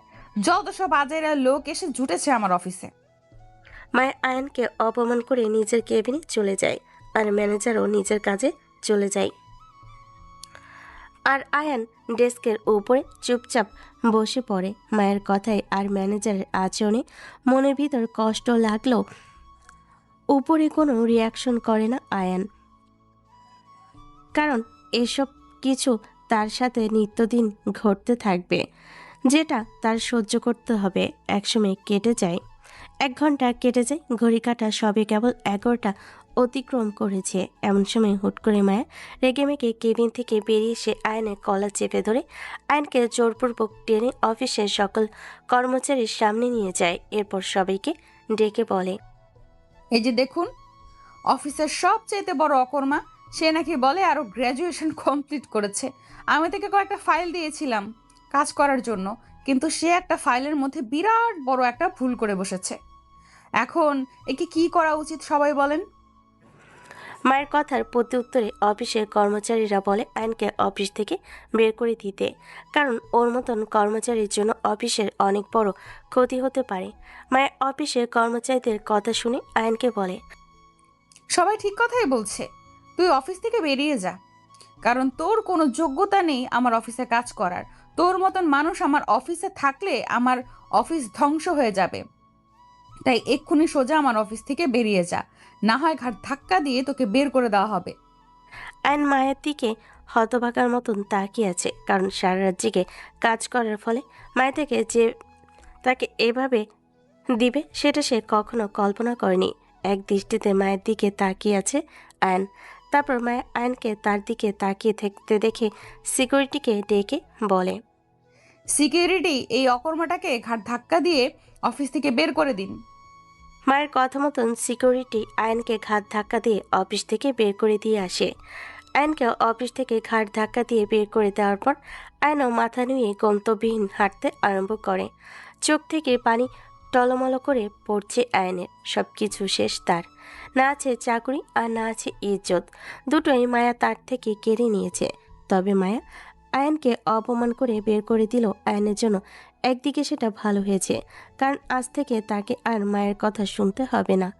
আজ থেকে মায়া তাকে আর অপমান করতে পারবে না। চাকরি করতে সে 3 বছরের জন্য মায়ের কাছে আটকা পড়ে গিয়েছিল আয়ন। সে কখনো চাইলেও নিজ ইচ্ছাই এই চাকরি ছাড়তে পারত না, কিন্তু মায়া আজ নিজেই তাকে মুক্ত করে দিয়েছে। তবে পরিবারের কথা ভেবে প্রচণ্ড হতাশা লাগছে আয়নের। সংসার কি করে সামলাবে সেই চিন্তায় হতাশা এসে ভর করেছে আয়নের উপর। হতাশাগ্রস্ত হয়ে হাঁটতে হাঁটতে কোনো এক পার্কে গিয়ে বেঞ্চের উপর বসে চোখের পানি মুছে ভাবতে থাকে কিভাবে কি করবে সে। অন্যদিকে মায়া কিছুক্ষণ ভাবার পর উপলব্ধি করতে পারে যা করেছে সেটা ঠিক হয়নি। হ্যাঁ, আয়নের উপরে তার অভিমান, রাগ রয়েছে, কিন্তু মায়া এ যাত্রায়ও অতিরিক্ত করে ফেলেছে। মায়ের ভিতরে এবার খারাপ লাগা কাজ করছে। তখনকার আচরণের কারণে একটা মানুষ একদিনের মধ্যে 7টা ফাইল কমপ্লিট করেছে। মায়ের তাকে বাহবা দেওয়ার কথা ছিল, কিন্তু মায়া সেটা না করে তাকে উল্টো অপমান করে বের করে দিয়েছে। মায়া মনে মনে সিদ্ধান্ত নেয় আয়নের কাছে ক্ষমা চেয়ে তাকে ফিরিয়ে আনবে। ভাবনা চিন্তা মোতাবেক অফিসের ম্যানেজার নাম্বার থেকে আয়নের কাছে ফোন দেয়, কারণ মায়া ভালো করে জানে তার নাম্বার দেখলে আয়ন ফোন রিসিভ করবে না। তাই সে ম্যানেজারের নাম্বার দিয়ে আয়নকে ফোন দেয়, কিন্তু আয়ন তাও ফোন রিসিভ করে না। বেশ কয়েকবার ম্যানেজারের নাম্বার থেকে আয়নকে ফোন দেওয়ার পরও ফোন রিসিভ করার কোনো নাম নিশানা নেই আয়নের। মায়া বুঝতে পারে আয়ন হয়তো ফোন সাইলেন্ট করে রেখেছে, নাই হয়তো ইচ্ছে করেই কারো ফোন রিসিভ করছে না। মায়া আয়নকে ফোনে না পেয়ে ভাবে কি করবে। তখনই মায়ের মাথায় আসে ফোনে জিপিএস ট্র্যাকারের সাহায্যে আয়নের খোঁজ পাওয়া যেতে পারে, যদি আয়ন ফোনের লোকেশন অন থাকে। ভাগ্যক্রমে আয়নের ফোনে লোকেশন অন করাই ছিল। অবশ্য আয়ন ফোনে লোকেশন আজীবন এই অন করে রাখে, কারণ রাস্তাঘাটে কখন কি হয় বলা তো যায় না। মায়া আয়নের লোকেশন পেয়ে যায়। অফিস থেকে বেরিয়ে গাড়ি নিয়ে লোকেশন দেখে সোজা আয়নের কাছে চলে যায়। আয়ন এখনও পার্কে বসে মনমরা হয়ে কি করবে সেটা নিয়ে ভাবনায় মশগুল। মায়া পার্কে গিয়ে আয়নের পাশে বসে, তবে মায়া যে আয়নের পাশে গিয়ে বসেছে সেদিকে আয়নের কোনো খেয়াল নেই। মায়া আয়নের পাশে বসে ধীরে ধীরে হাতটা এগিয়ে নিয়ে গিয়ে আয়নের হাতের উপর রাখে, যার ফলে আয়ন সাথে সাথে চমকে ওঠে। আয়নকে চমকে উঠতে দেখে পাশ থেকে মায়া আয়নকে বলে, আরে চমকে ওঠার কিছুই নেই, আমি মায়া। হ্যাঁ ম্যাডাম, আপনি মায়া তা তো দেখতেই পেয়েছি, কিন্তু আপনি এখানে কি করছেন আর আমার হাত ধরেছেন কেন? তোর সাথে সময় কাটাতে এসেছি। মানে? মানে হলো তুই একা একা বসে আছিস, তাই তোর সাথে সময় কাটাতে চলে এলাম। ম্যাডাম, ফাইজলামো করছেন আমার সাথে, আর হাতটা ছাড়ুন। আরে ফাজলামো করছি না। আচ্ছা শোন আয়ান, আমি আন্তরিকভাবে দুঃখিত তোর কাছে তখনকার আচরণের জন্য। না ম্যাডাম, সমস্যা নেই, আমার কপালে লেখা ছিল ওসব। আর এবার প্লিজ আমার হাতটা ছাড়ুন। তোর হাত ছাড়ার জন্য তো ধরিনি। তুই এখন আমার সঙ্গে যাবি, তারপর তোর হাত ছেড়ে দিব আমি। আমি আপনার সঙ্গে যাব বলতে কোথায় যাব আমি? অফিসে যাবি? আবার কোথায় যাবি? সরি ম্যাডাম, আমি আর কাজ করব না আপনার অফিসে। আয়ান আমি সত্যিই সরি, আগামীতে আমি আর কখনো তোকে কিছু বলবো না। এবার চল আমার সাথে। না ম্যাডাম, আমি আর কখনো আপনার অফিসে যাব না। তোকে যেতে হবে, আমি বললাম তো, তোকে আর কখনো কিছু বলবো না। না ম্যাডাম, আমি তাও তাও আর আপনার অফিসে কাজ করব না। দেখ, আমার রাগ উঠাস না, ভুলে যাস না কিন্তু তুই এখনো আমার কাছে জিম্মি। তাই ভালোভাবে চল আমার সাথে। তোকে আর আমি কখনো কিছু বলবো না, না হয় কিন্তু জোর করে নিয়ে যাব বলে দিলাম। মায়ের কথা শুনে আয়ন নিজের জেদ কমিয়ে ফেলে, কারণ সে ভালো করে জানে মায়ের কাছে সে এখনও জিম্মি। তাই সে মায়ের অফিসে ফিরে যাবে বলে মনে মনে ঠিক করে। তবে সে মনে মনে আরেকটা সিদ্ধান্ত নেয়। এবার সে অফিসে যাবে ঠিক, কিন্তু অফিসের পুরো নকশা সে বদলে ফেলবে। আয়ন এতদিন চুপসে ছিল, তবে আর নয়। ধৈর্যের একটা সীমা থাকে, যেটা এবার আয়নের অতিক্রম হয়ে গেছে। কত দানে কত চাল, আয়ন এবার এটা মায়াকে বুঝিয়ে ছাড়বে। মায়ের কথা মেনে নিয়ে আয়ন মায়ের সাথে অফিসে যেতে রাজি হয়। তবে যাওয়ার আগে মায়াকে বলে, ম্যাডাম, আমি আপনার অফিসে যাব ঠিক, কিন্তু আমি কাজ করতে গিয়ে কোথায় ভুল করেছি সেটা আমাকে দেখতে দিতে হবে। আই মিন ফাইলগুলো আমায় আবার দিতে হবে। ঠিক আছে, দিব। তুই এবার অফিসে চল। অফিসে পৌঁছে তুই নিজেই আমার কেবিনে ঢুকে ডেস্ক থেকে ফাইলগুলো নিয়ে নিস। সব কয়টা আমার ডেস্কের উপরেই রাখা আছে। ওকে। আয়ন মায়ের সাথে অফিসে চলে যায়। অফিসে পৌঁছে নিজে গিয়ে মায়ের কেবিন থেকে ফাইলগুলো নিয়ে এসে নিজের ডেস্কে বসে দেখতে থাকে।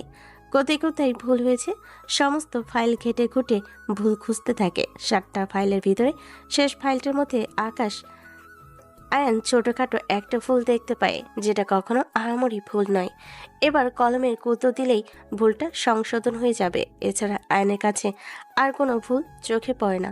আয়ন আশ্চর্য হয়, ছোট একটা ভুলের কারণে মায়া তার সাথে এমনটা করলো। ফাইলগুলো হাতে উঠিয়ে নিয়ে মায়ের কেবিনে চলে যায়। এরপর ফাইলগুলো মায়ের ডেস্কের উপর রেখে বলে, ম্যাডাম, একটা সামান্য ভুলের কারণে আপনি আমার সাথে এত কিছু করলেন।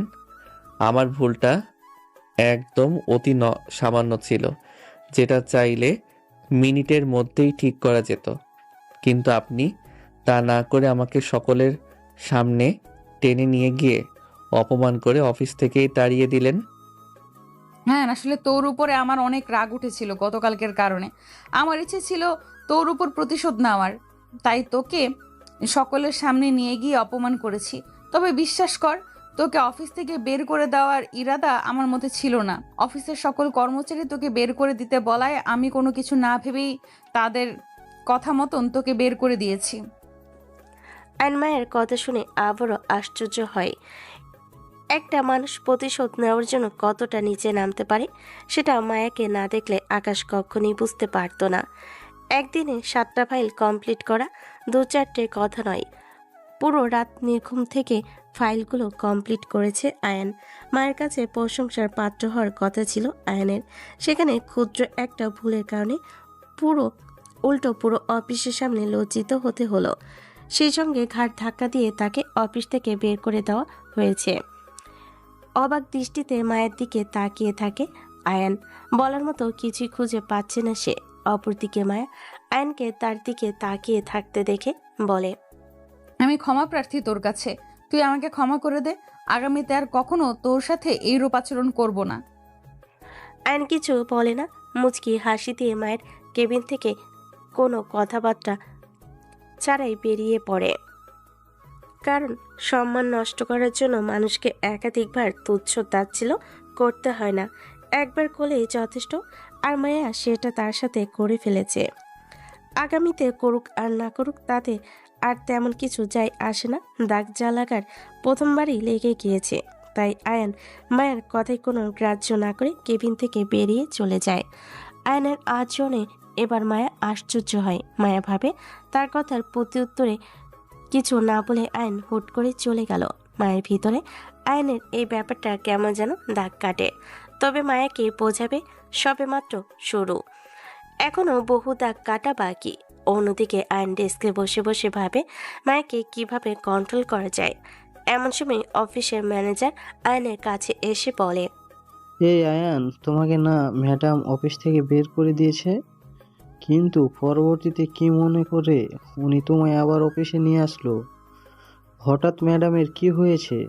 উনি তোমাকে বের করে দেওয়ার পর আমার নম্বর থেকে বেশ কয়েকবার তোমাকে ফোন দিয়েছে, কাহিনীটা কি?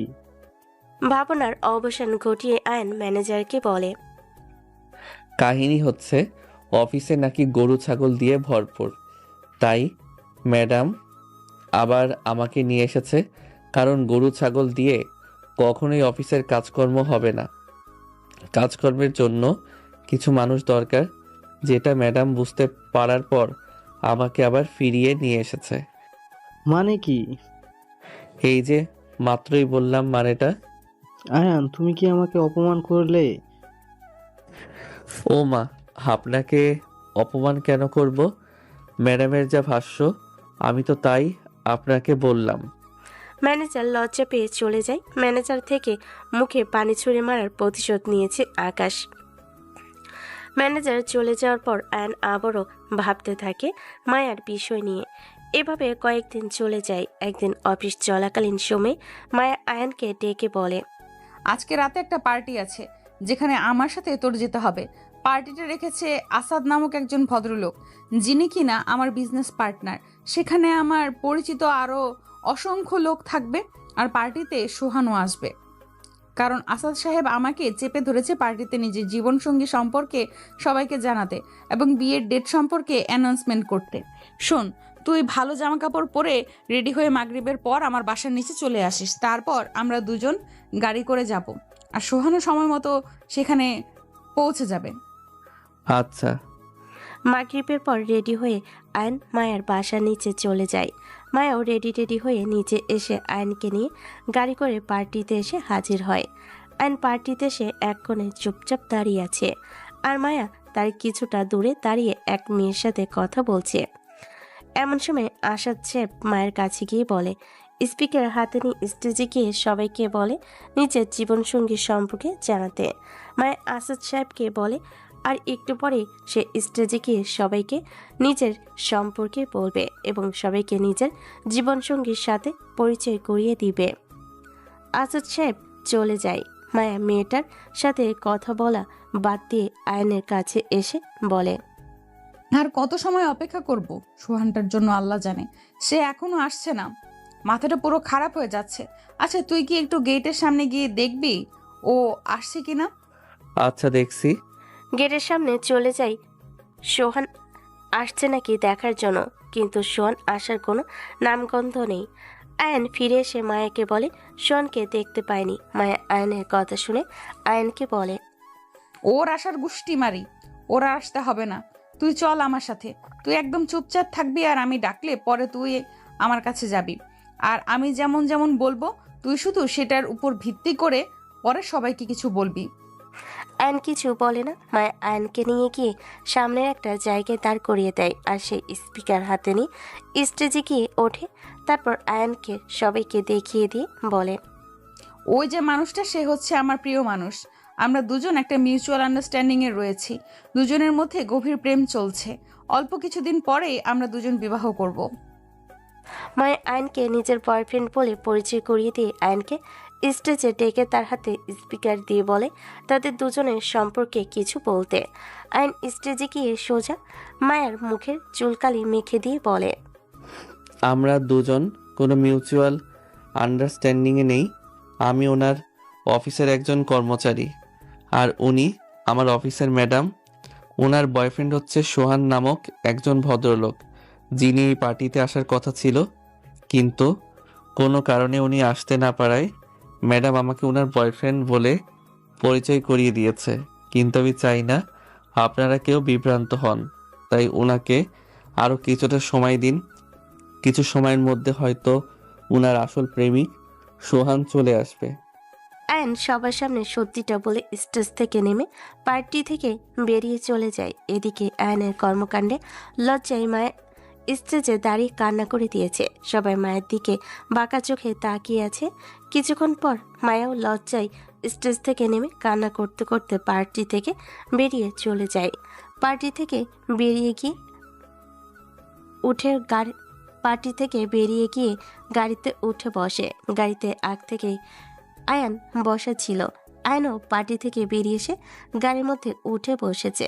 মায়া গাড়িতে উঠে আয়নকে দেখতে পেয়ে রাগে আয়নের শার্টের কলার টেনে ধরে চোখের পানি ফেলতে ফেলতে চেঁচিয়ে বলে, কেন তুই আমার সাথে এমনটা করলি? কারণ আপনি মিথ্যা বলেছেন সবাইকে। আমি আপনার কোনো বয়ফ্রেন্ড না, আপনার বয়ফ্রেন্ড হচ্ছে সোহান। কিন্তু আপনি আমাকে সবার সামনে বয়ফ্রেন্ড বলে মিথ্যা পরিচয় করিয়ে দিয়েছেন, তাই আমি সবার সামনে ওই রকমটা বলেছি।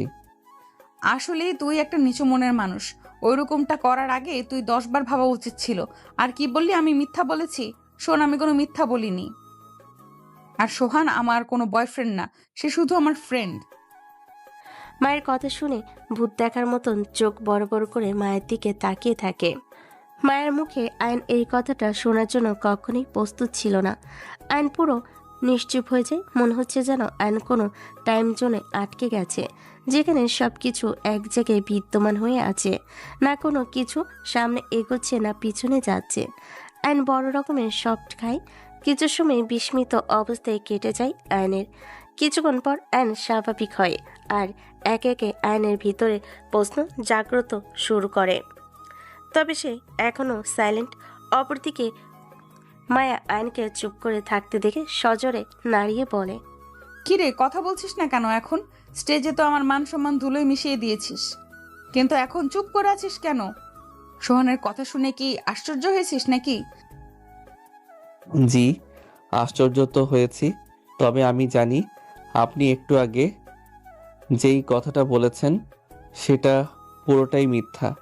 সোহান আপনার কোনো ফ্রেন্ড নয়, সে আপনার বয়ফ্রেন্ড। আপনি অযথা আমাকে গোমরা করার চেষ্টা করিয়েন না। আয়ান, আমার মাথা কিন্তু প্রচন্ড খারাপ হচ্ছে। এবার তোকে কিন্তু গলা টিপে মেরে ফেলবো বলে দিলাম। এই অসভ্য আমার কথাগুলো তোর কাছে কি কি কারণে মিথ্যা বলে মনে হচ্ছে? কারণ সেই শুরু থেকেই দেখে আসছি আপনাদের কাণ্ড কারখানা, এবং আপনি নিজেও বলেছেন সোহান আপনার বয়ফ্রেন্ড হয়। আজ এসে বলছেন সে আপনার ফ্রেন্ড। ম্যাডাম, আপনি এক মুখে কয় ধরনের কথা বলেন? আমি এক মুখে হাজার ধরনের কথা বলি, তবে সত্যি এটাই, সে আমার ফ্রেন্ড, কোনো বয়ফ্রেন্ড না। তাহলে আজ এসব কি ছিল? সোহান পার্টিতে আসলে আপনি ওকে সবার সাথে পরিচয় করিয়ে দিবেন এবং সেই সঙ্গে নিজেদের বিয়ের ডেট অ্যানাউন্সমেন্ট করবেন, কিন্তু কোনো কারণে সোহান না আসায় এখন কথার মোড় ঘুরল কেন? সে আমার বয়ফ্রেন্ড হলে তবেই তো পার্টিতে আসবে, কিন্তু সে তো আমার বয়ফ্রেন্ড না। আর সে এই পার্টির সম্পর্কে কোনো কিছুই জানে না, আর না তাকে আমি কিছু বলেছি। সে যদি সত্যিই আমার বয়ফ্রেন্ড হতো তাহলে সে এত সময় এই পার্টিতে থাকতো, কিন্তু সে আমার ওইরূপ কেউ লাগে না দেখেই আজ পার্টিতে আসেনি। মানে কি? সে যদি না আসার হয় তাহলে আপনি আমাকে গেটের সামনে গিয়ে সোহান আসছে কিনা সেটা দেখার জন্য পাঠিয়েছিলেন কেন? কারণ এটা একটা প্ল্যান ছিল তোকে হতাশ করার। আয়ন মায়ের কথার আগামাতা কিছুই বুঝে উঠতে না পেরে বলল, ম্যাডাম, আমি আপনার কোনো কথাই বুঝে উঠতে পারছি না। সব কিছু আমাকে বুঝিয়ে বলবেন কি? ঠিক আছে, শোন। এতদিন সোহান সম্পর্কে যা শুনেছিস সব মিথ্যা, আর যা দেখেছিস সব আমাদের সাজানোর নাটক ছিল। আর এই সব কিছু করার পেছনে কারণ ছিল তোকে কষ্ট দেওয়ার, কারণ তুই আমাকে 5 বছর আগে কষ্ট দিয়েছিস, তাই তোর উপরে প্রতিশোধ নেওয়ার জন্য এমনটা করেছি সোহানের সাথে মিলে। তোর উপরে আমার অনেক অভিমান। আমি তোকে বিয়ে করেছি নিজের কাছে রেখে কষ্ট দেওয়ার জন্য, তবে সব কিছুর ভিড়ে আমার মন তোকে এখনো ভালোবাসে। আর আমার সাথে তোর বিয়েটা যেইভাবেই হোক না কেন, আমি জানি আমি অন্য পুরুষের সাথে মিশলে তোর কাছে খারাপ লাগে। আমি সেজন্য ওর সাথে মিলে এমনটা করেছি। আর আজকে এই পার্টিতে নিজের ব্যক্তিগত সম্পর্কে জানানোটা আমার অনেক প্রয়োজন ছিল, কারণ আসাদ সাহেব আমাকে পছন্দ করেন, কিন্তু ওনাকে আমি পছন্দ করি না। তাই উনি আমাকে পছন্দ করেন এই বিষয়টা আমাকে জানানোর পর আমি বলেছিলাম আমি সিরিয়াস একটা রিলেশনে আছি, তাই আমি একজনকে নিজের বয়ফ্রেন্ড বলে পরিচয় করিয়ে দেওয়াটা আবশ্যক ছিল। আমি চাইলে সোহানকে সবার সামনে বয়ফ্রেন্ড বলে পরিচয় করে দিতে পারতাম, কিন্তু কেন জানি অমনটা করে আমার মন মানছিল না। আর তাছাড়া এটা নিয়ে পরবর্তীতে সমস্যাও হতে পারে, কিন্তু তোর বিষয়টা নিয়ে আমার মনে কোনো দ্বিধা কাজ করছিল না, কারণ তোকে আমি ভালোবাসি আর তোর সাথে আমার বিয়ে হয়েছে।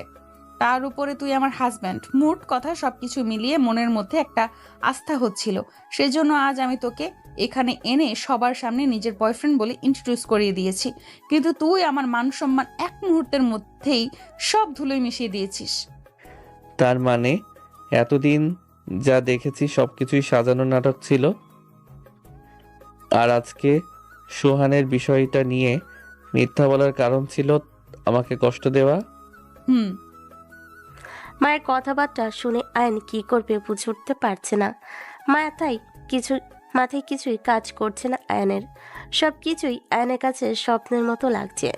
আয়ন মায়ের দিকে মায়াবী দৃষ্টিতে তাকিয়ে আছে। এমন সময় মায়ের কাছে সোহানের ফোন আসে। মায়া আয়নের কলা ছেড়ে দিয়ে ফোনটা হাতে নিয়ে আয়নকে বলে, দেখ, আমার কথাগুলো কতটা সত্য সেটা আরো প্রমাণ দিচ্ছি তোকে।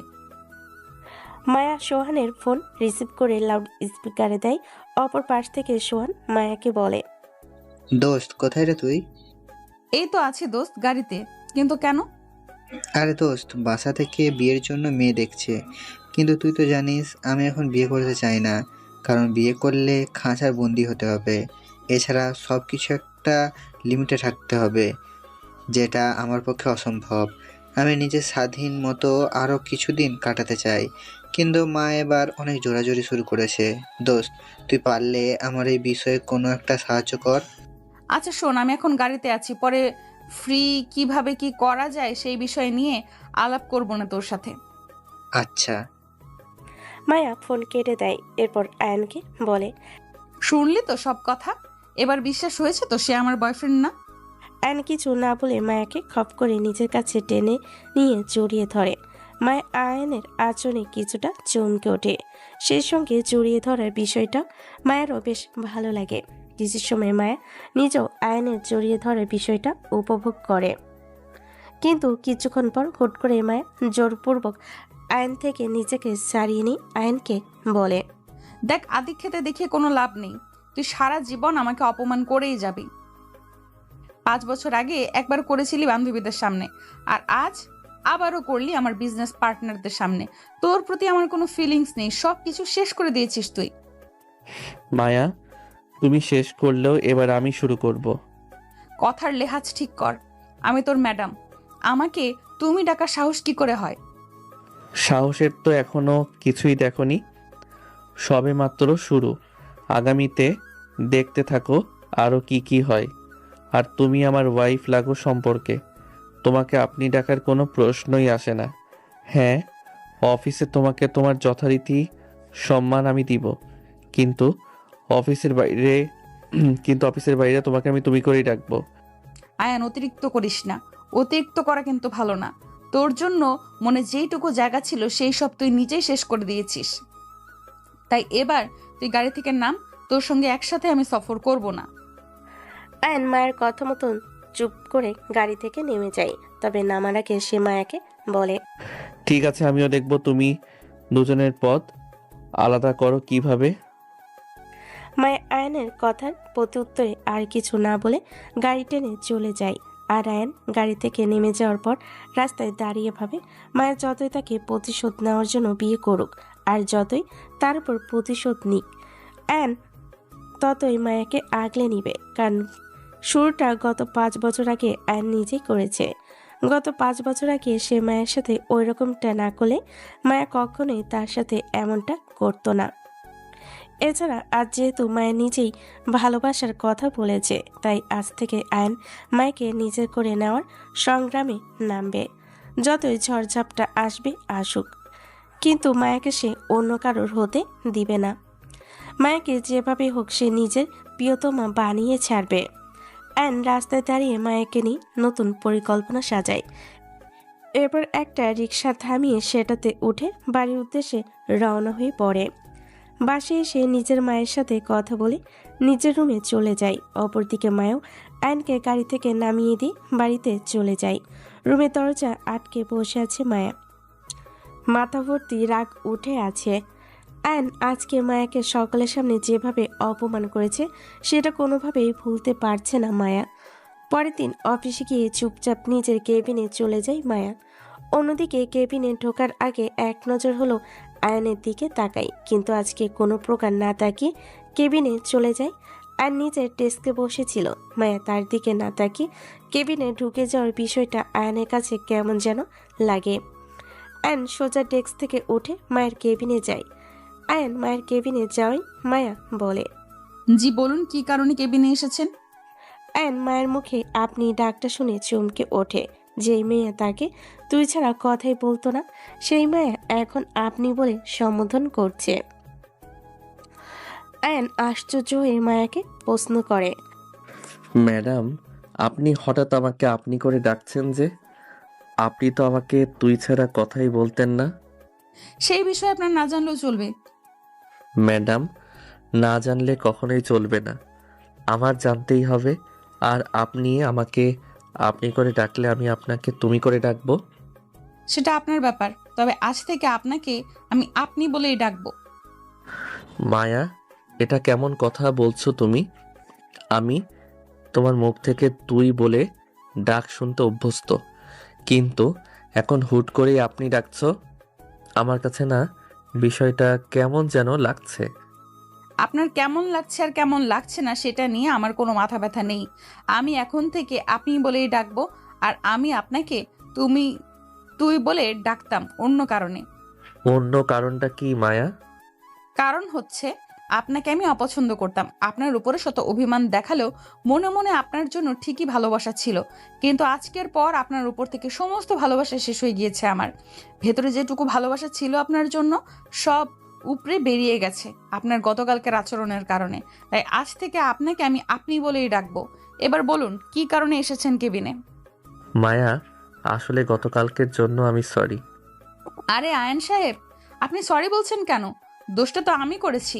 গতকাল আপনাকে না নিয়ে গেলে এবং সবার সামনে ওই রকমভাবে পরিচয় করিয়ে না দিলে কখনোই আমাকে ওই পরিস্থিতিতে পড়তে হতো না।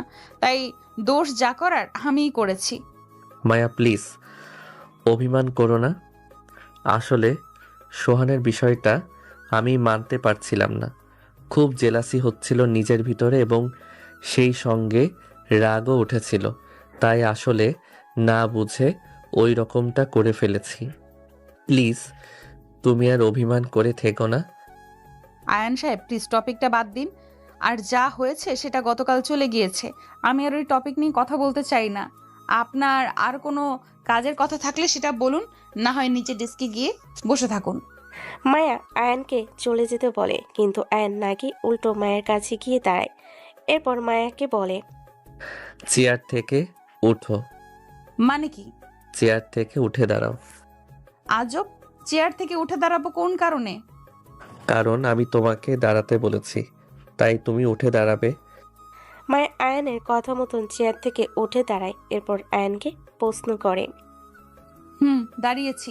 এবার বলুন কি কারণে আপনি আমাকে দাঁড়াতে বলেছেন? আয়ান মায়ার প্রশ্নের উত্তর না দিয়ে চেয়ারটা হাত দিয়ে ধাক্কা দিয়ে কিছুটা দূরে সরায়। তারপরেই হুট করে মায়াকে বুকে টেনে নিয়ে শক্ত করে জড়িয়ে ধরে বলে, মায়া আমি সত্যিই সরি। আমি কখনোই চাইনি তোমাকে কষ্ট দিতে, কিন্তু যা হয়েছে তার জন্য আমি সত্যি অনুতপ্ত এবং ক্ষমাও চাচ্ছি তোমার থেকে। তুমি আমাকে ক্ষমা করে দাও। আর এই যে নাও, তোমাকে শক্ত করে জড়িয়ে ধরলাম। আগামীতে আর কখনো তোমাকে আমি কষ্ট দিব না। সব সময় এভাবে আগলে রাখবো। প্লিজ তুমি আমার উপরে আর অভিমান করে থেকো না। মায়া ক্ষণিকের জন্য থমকে যায় আয়নের আচরণে। সেই সঙ্গে মায়ের ভিতরে কেমন যেন এক ধরনের শিহরণ হচ্ছে। শ্বাস প্রশ্বাস ঘন হয়ে গিয়েছে। এক প্রকার আটকে গেছে আয়নের মায়া জালে। তবে কিছু সময় পর নিজের মনকে সামলে নিয়ে আয়নকে বলে, ছাড়ুন আমায়। আপনার ভালোবাসার দরকার নেই আমার। আপনার কাছ থেকে এই জীবনে অপমান ছাড়া আর কিছুই পাইনি। আমার আর আপনাকে চাই না। ছাড়ুন আমায়। মায়া তোমাকে ছাড়ার উদ্দেশ্যে ধরিনি, আজীবন আগলে রাখার জন্য ধরেছি তোমাকে। আমিও তোমাকে ভালোবাসি। আগামীতে আর কখনো তোমার মান সম্মানে আঘাত লাগে এমন কোনো কাজ আমি করব না। আগামীতে না হয় করবেন না, কিন্তু গতকাল যেটা করেছেন সেটার কি হবে? আসাদ সাহেবের কোম্পানি আর আমার কোম্পানি মিলে একটা প্রজেক্ট নিয়ে কাজ করছি, যার দরুন ওনার সাথে আমার আরো বহুবার দেখা হবে। কিন্তু আমি আগামীতে আসাদ সাহেবের সামনে কোন মুখ নিয়ে দাঁড়াবো বলতে পারেন? না, আমার জানা নেই আমার কি করা উচিত। তবে বিশ্বাস করো, আমার তোমাকেই লাগবে আর আমার তোমাকেই চাই। কিন্তু আমি আপনাকে চাই না মানে চাই না। কাউকে প্রয়োজন নেই আমার। এবার ছাড়ুন আমায়। মায়া আয়ানকে ছেড়ে দিতে বলে, কিন্তু কে শুনে কার কথা। আয়ান মায়াকে এখনো নিজের কাছে জিম্মি করে জড়িয়ে ধরে রেখেছে। আয়ান মায়াকে না ছাড়াই মায়া নিজেই এবার জোরাজুরি করতে থাকে ছাড়া পাওয়ার জন্য। কিন্তু মায়া যত ছাড়া পাওয়ার জন্য চেষ্টা করে, আয়ান ততই মায়াকে আরও শক্ত করে জড়িয়ে ধরে। এমন সময় হুট করে অফিসের ম্যানেজার খালেক সাহেব কোনো একটা কারণে মায়ের কেবিনের দিকে আসে। খালেক সাহেব মায়ের কেবিনের দরজা খুলে ভিতরে ঢোকার জন্য অনুমতি নিতে যাবে, তখনই সে দেখে আয়ান মায়াকে জোরপূর্বক জড়িয়ে ধরে আছে। খালেক সাহেব এই দৃশ্য দেখে অনুমতি ছাড়াই কেবিনের ভিতর প্রবেশ করে দুজনের কাছে চলে যায়। এরপর আয়নের থেকে মায়াকে ছাড়িয়ে নিয়ে আয়নের কলার চেপে ধরে বলতে শুরু করে, এই বেয়াদব, তোর কত বড় সাহস! তুই ম্যাডামের সাথে জোরাজোরি করিস অশ্লীলতা করার জন্য? দাঁড়া, তোর আজকে খবর আছে। এখন তোকে অফিসের সবার সামনে টেনে হিঁচড়ে নিয়ে গিয়ে আবার অপমান করব। তারপর কোষে একটা মাইর দিব। চল তুই আমার সাথে। ম্যানেজার আয়নের কলার টেনে নিয়ে যাওয়ার জন্য এক কদম পা ফেলতেই মায়া সজোরে চেঁচি বলে ওঠে, খালেক সাহেব, এই মুহূর্তে ওর কলার থেকে হাত নামান, না হয় আপনার হাতের কবজি থেকে কেটে দু টুকরো করে ফেলবো। আপনি কোন সাহসে ওর গায়ে হাত দিয়েছেন? এত বড় আস্পর্ধা কে দিয়েছে আপনার? ম্যানেজার খালেক সাহেব মায়াকে বাঁচাতে আসলো, কিন্তু মায়া তাকে উল্টো জারি দিতে শুরু করেছে। খালেক সাহেবের মতন আয়নও থতমত খেয়ে যায় মায়ের কথাবার্তা শুনে, কারণ সে মায়াকে জোরপূর্বক জড়িয়ে ধরে রেখেছিল। মায়া তাকে এখন বাটাম দেওয়ার কথা, কিন্তু তা না করে উল্টো অফিসার ম্যানেজার খালেক সাহেবকেই বকছে। খালেক সাহেব আর আয়ন দুজনেই হতভম্ব হয়ে মায়ের দিকে তাকিয়ে আছে। মায়ের কথাবার্তা সব কিছুই কেমন যেন তাদের মাথার উপর দিয়ে যাচ্ছে। বিশেষ করে খালেক সাহেবের বাঁচানোর কারণে তিনি উল্টো যে প্রশ্নের মুখে পড়ে যাবেন, সেটা খালেক সাহেব কখনোই ভাবতে পারেনি। মায়ের প্রশ্নের প্রত্যুত্তরে কি জবাব দিবেন খালেক সাহেব সেটাও বুঝে উঠতে পারছে না। দ্বিধাদ্বন্দ্বে পড়ে গিয়েছে খালেক সাহেব। সেই সঙ্গে মুখ থেকে কোনো কথা বের হচ্ছে না। মনে হচ্ছে যেন কেউ খালেক সাহেবের মুখে তালা লাগিয়ে দিয়েছে। বোবার মতো অদ্ভুত দৃষ্টিতে মায়ের দিকে তাকিয়ে আছে খালেক সাহেব। অপরদিকে খালেক সাহেবের কাছে কোনো উত্তর না পেয়ে মায়া খালেক সাহেবকে আরও রাগান্বিত কণ্ঠে বলেন, কি হলো? কোনো উত্তর দিচ্ছেন না কেন খালেক সাহেব? আপনি কোন সাহসে ওর কলারে হাত দিয়েছেন? উত্তর দিন। খালেক সাহেব এবার মুখ খুলে উত্তর দেয়, ম্যাডাম, আমি কেবিনের দরজা খোলা মাত্রই দেখতে পেলাম এই বেয়াদবটা জোরপূর্বক আপনাকে জড়িয়ে ধরে অশ্লীলতা করার চেষ্টা করছিল। তাই আমি ওর শার্টের কলার চেপে ধরেছি। সে আমার সাথে অশ্লীলতা করলে তাতে আপনার সমস্যা কি? ম্যাডাম, আমার কোনো সমস্যা নেই, তবে আপনি আমার অফিসের ম্যাডাম। আপনার বিপদ হলে এগিয়ে আসা আমার দায়িত্ব। আচ্ছা, মানলাম আপনি আমাকে বাঁচাতে এসেছেন, কিন্তু আপনাকে কে বলেছে সে আমার সাথে জোরপূর্বক অশ্লীলতা করছিল বা জোরপূর্বক আমার সাথে অসভ্যতা করার চেষ্টা করছিল? ম্যাডাম, কেউ বলেনি, তবে আমি নিজেই তো দেখতে পেলাম সে আপনার সাথে অশ্লীলতা করতে চেষ্টা করছিল, তাই তো তার সাথে এমনটা করেছি। আপনার দেখার গুষ্টি মারি। সে আমার সাথে যাই করবে করুক, কিন্তু আপনার কোনো রাইট নেই ওর গায়ে হাত দেওয়ার। ম্যাডাম, আপনার কথার মানেটা আমি বুঝে উঠতে পারছি না। দোষ করলো সে, আর আমি আপনাকে বাঁচালাম, আর আমি আপনাকে বাঁচালাম। আপনি কথা শোনালে তো তাকে শোনানো উচিত, কিন্তু আপনি তা না করে উল্টো আমায় কেন কথা শোনাচ্ছেন? আমি তো কোনো দোষ করিনি ম্যাডাম, দোষ সে করেছে, আর আমি তো আপনার উপকার করেছি। খালেক সাহেব, নিচে লিমিটে থাকেন। আপনাকে কেউ বলেনি আমার উপকার করার জন্য, আর না আমি চেঁচিয়ে কারোর কাছে সাহায্য চেয়েছি। সে আমার সাথে যা ইচ্ছা হয়েছে করেছে, আর ভবিষ্যতে যা ইচ্ছা হবে তাই করবে। তার ইচ্ছে হলে সে 1000 বার আমাকে জড়িয়ে ধরবে, তার ইচ্ছে হলে সে 1000 বার আমার গায়ে হাত দিবে, তার ইচ্ছা হলে সে 1000 বার আমার সাথে জোরাজোরি করবে, তার ইচ্ছা হলে সে 1000 বার আমার সাথে অসভ্যতা করবে। মোট কথা, তার যা ইচ্ছা হবে সে আমার সাথে তাই করবে। কিন্তু আপনার তো কোনো অধিকার নেই তার ইচ্ছার মাঝে এসে বাধা হয়ে দাঁড়ানোর, কারণ হি ইজ মাই হাজব্যান্ড। তার পুরোপুরি অধিকার আছে আমার গায়ে স্পর্শ করার, কিন্তু আপনি কোন অধিকারে আকাশের শার্টের কলার চেপে ধরেছেন, তাও আবার আমার চোখের সামনে? খালেক সাহেব মায়ের কথা শুনে পুরো আবুল হয়ে যায়। মায়ের কথা শুনে প্রথমে অবাক হয়েছে, তার চাইতে 3 গুণ বেশি অবাক হয়েছে বর্তমানে মায়ের মুখে আইনের সম্পর্কে জানতে পেরে। অফিসের একজন সাধারণ অ্যাসিস্ট্যান্ট বা নিম্নমানের কর্মচারী যে অফিসে ম্যাডামের স্বামী হতে পারে, সেই বিষয়ে খালেক সাহেবের আগে কোনো ধারণাই ছিল না। খালেক সাহেব পুরোদমে অবাক। শ্বাস প্রশ্বাস উল্টাপাল্টাভাবে চলতে শুরু করেছে খালেক সাহেবের। বীর বাহাদুর শাস্তি গিয়ে যে নিজের পায়ে কুড়াল মেরেছে, সেটা খালেক সাহেবের এখন বুঝে এসেছে। চাকুরি বাঁচাতে করুণ সুরে মায়াকে বলে, ম্যাডাম, আমার ভুল হয়ে গেছে, আমাকে ক্ষমা করে দিন। বিশ্বাস করুন, আমি জানতাম না আয়ান সাহেব আপনার হাজবেন্ড। ম্যাডাম, আমার মস্ত বড় ভুল হয়ে গেছে। প্লিজ ম্যাডাম, এবারের মতন আমায় ক্ষমা করে দিন। ক্ষমা আমার কাছে নয়, চাওয়ার হলে আকাশের কাছে যান। আয়ান সাহেব, আমার ভুল হয়ে গেছে। আমি সত্যি জানতাম না আপনি ম্যাডামের হাজবেন্ড। আমি ভেবেছি আপনি ম্যাডামের সাথে 2 নম্বরে কিছু করার চেষ্টা করছেন, তাই না বুঝে আপনার শার্টের কলার ধরে ফেলেছি। আয়ান সাহেব, আমায় এবারের মতন ক্ষমা করে দিন। আয়নের মুখে কোনো কথাবার্তা নেই। খালেক সাহেবের কথার কোনো উত্তর না দিয়ে ড্যাপ ড্যাপ করে মায়ের দিকে তাকিয়ে আছে সে। খালেক সাহেব আয়ানকে গলা চেপে ধরে অপমান করায় মায়া যে রিয়াকশন করেছে তা দেখে আয়ান হুঁশজ্ঞান হারিয়ে বসেছে। মায়া আয়ানের বিষয়টা বুঝতে পেরে খালেক সাহেবকে চলে যেতে বল। খালেক সাহেব এবার আর 1 সেকেন্ডও দেরি করে না, মায়ের কথা মতন কেবিন থেকে বেরিয়ে যায়। খালেক সাহেব কেবিন থেকে বেরিয়ে যাওয়ার পর মায়া আয়ানকে বলে, আপনার আবার কি হলো? আপনি আমার দিকে এমন ড্যাব ড্যাব করে তাকিয়েছেন কেন?